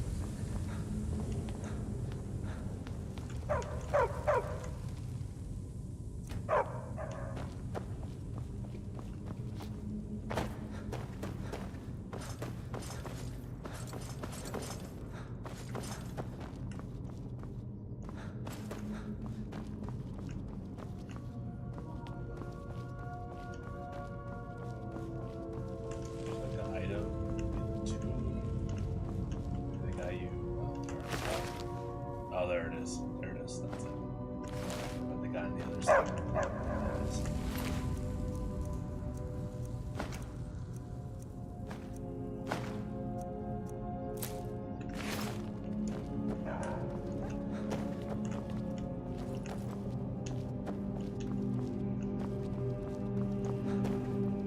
Well, we're getting there.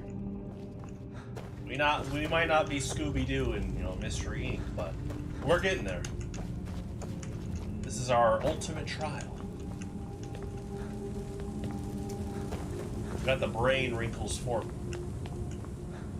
We'll all be better problem solvers after this. I'm surprised TRK hasn't played this mission yet. It would help him in Highlander.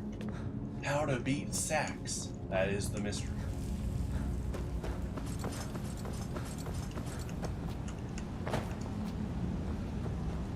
Alright, so the other mid-boss probably has the other claw. This guy. There it is.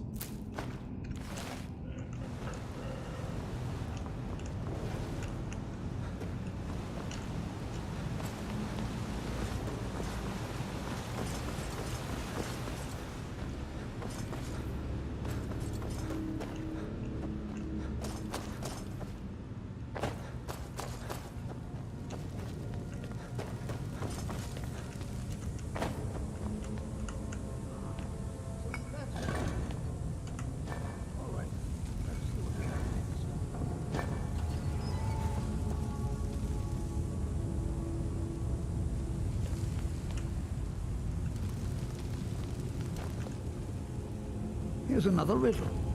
Stay your course, to idle is to die. Well, at least it's straightforward. There appears to be a switch of some kind here. I'll just stand over here while you flip that switch. Alright, choo-choo. By the nine, I've never seen anything like this. They appear to be platforms made entirely of metal. You can keep up with the platform. I thought it was just like Zelda. Ocarina of Time Majora's Mask, where you just, you know, once you memorize the path, you can just walk on it. We'll get there. Like I said, brain wrinkles forming.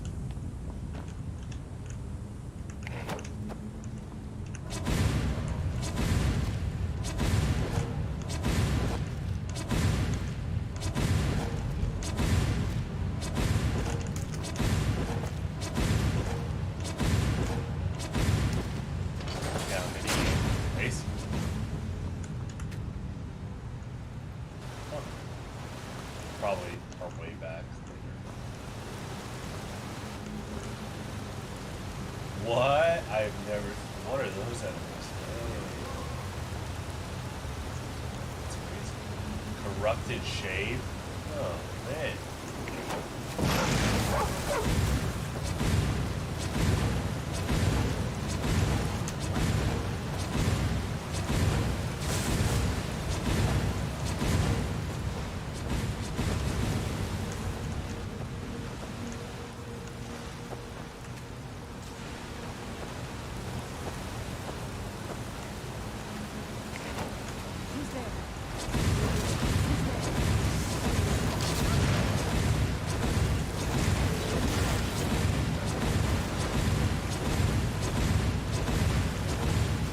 Oh wow, that changed the controls.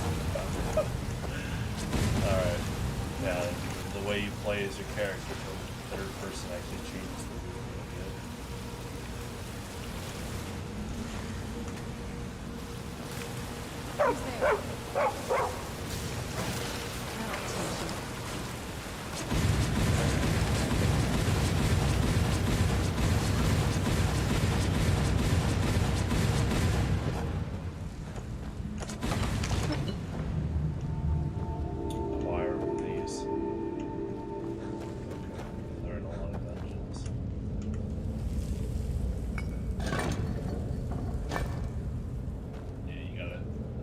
It's always, that's right.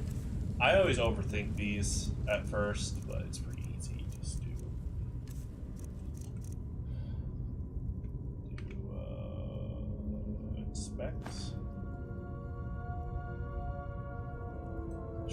markings on it somewhere.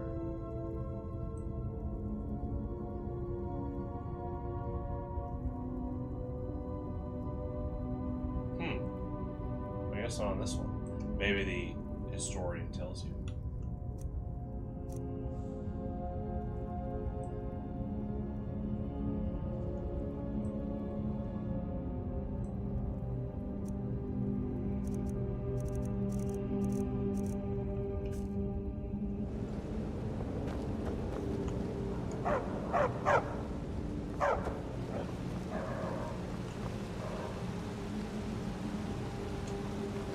Oh, the Hall of Stories. These are found in many ancient Norse tombs. There must be hundreds of years of history etched in these walls. Too bad they seemed used to read.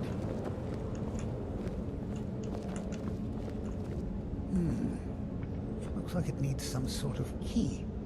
Maybe those half-claws you found would fit in here if you put them together. It seems these rings can be moved. Perhaps there's enough undamaged text in these etchings to tell us the combination.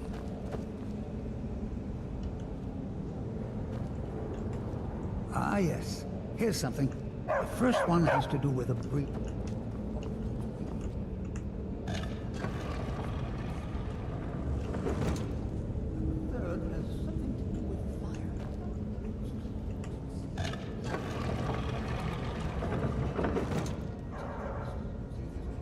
I can hear it, don't worry.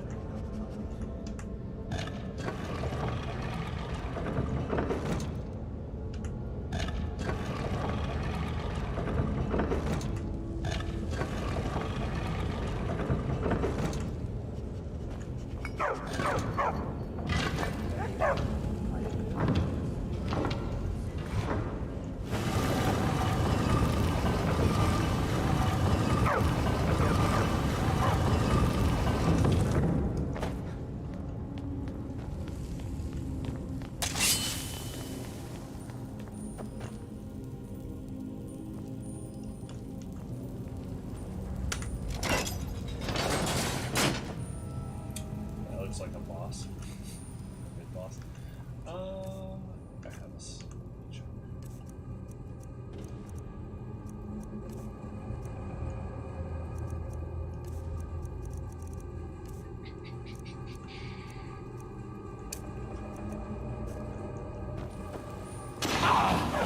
Whoa, okay.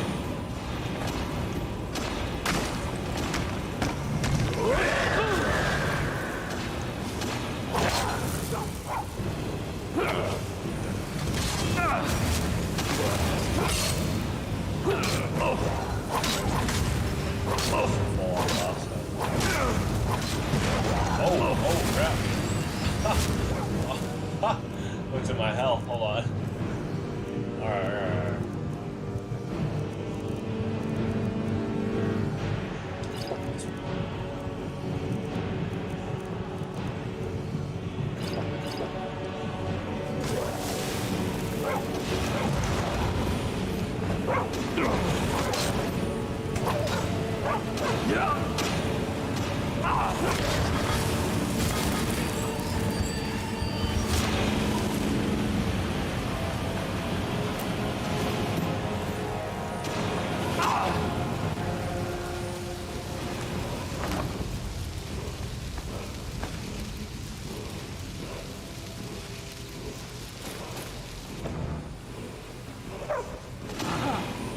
Those dragon language inscriptions. Wonder what it says. Just let me study these runes for a moment. Here's another mention of the guardian. Only assume that this is the guardian's tomb we're standing in now. It says that he was loyal, and his reward was an honorable death. That's fascinating.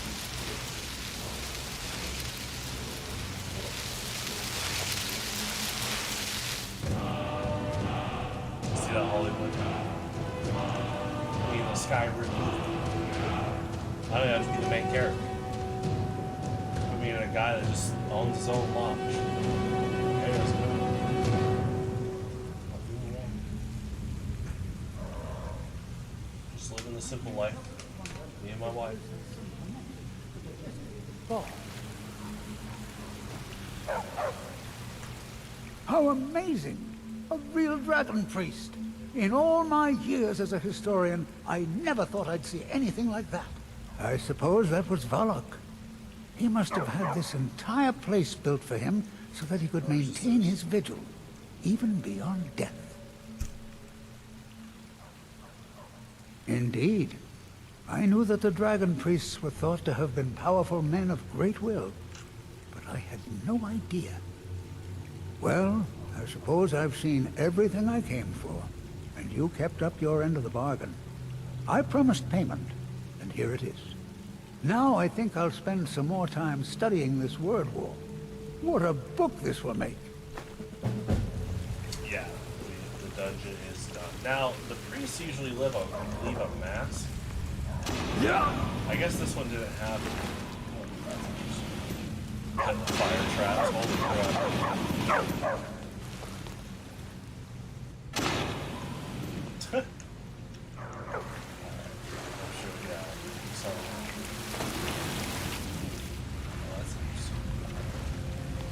I wonder if there's a shortcut to get out.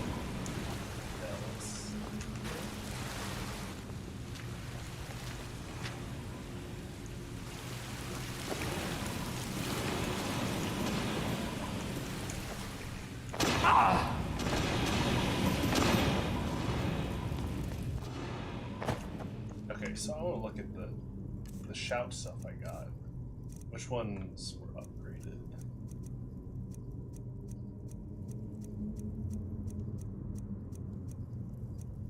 Oh, it's all this one. Okay. Interesting. Oh, that's cool. Holy crap. That might be for the whole squad. That's pretty cool. This really does reward the whole gang. It's a good Scooby-Doo episode. We've seen a ton of reruns, tons of ads on those reruns for decades. Thank you, Dungeon Master, for helping me out. TRK, a bit of both. Help, kind of was hurting a bit.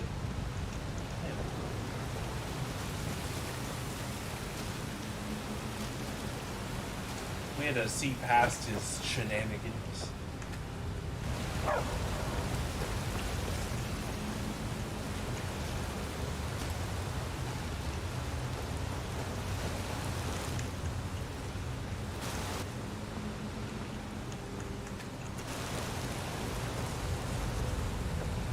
Dang, I'm gonna equip that shout now. Great.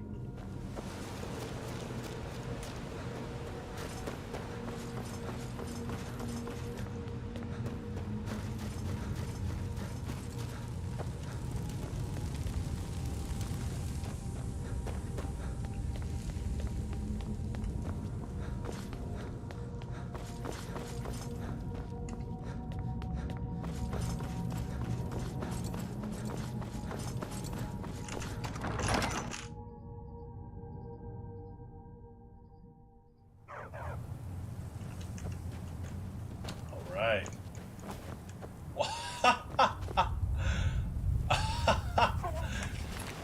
That's not ominous. You know, this might be a... I'm not gonna take their stuff. We don't know if they were evil. Well, that's just really sad. Alright. Save. Thanks for tuning in, everyone. I will see you guys around. It was a fun stream. I will be on tomorrow at 6 p.m. Central Standard Time for some Team Fortress 2.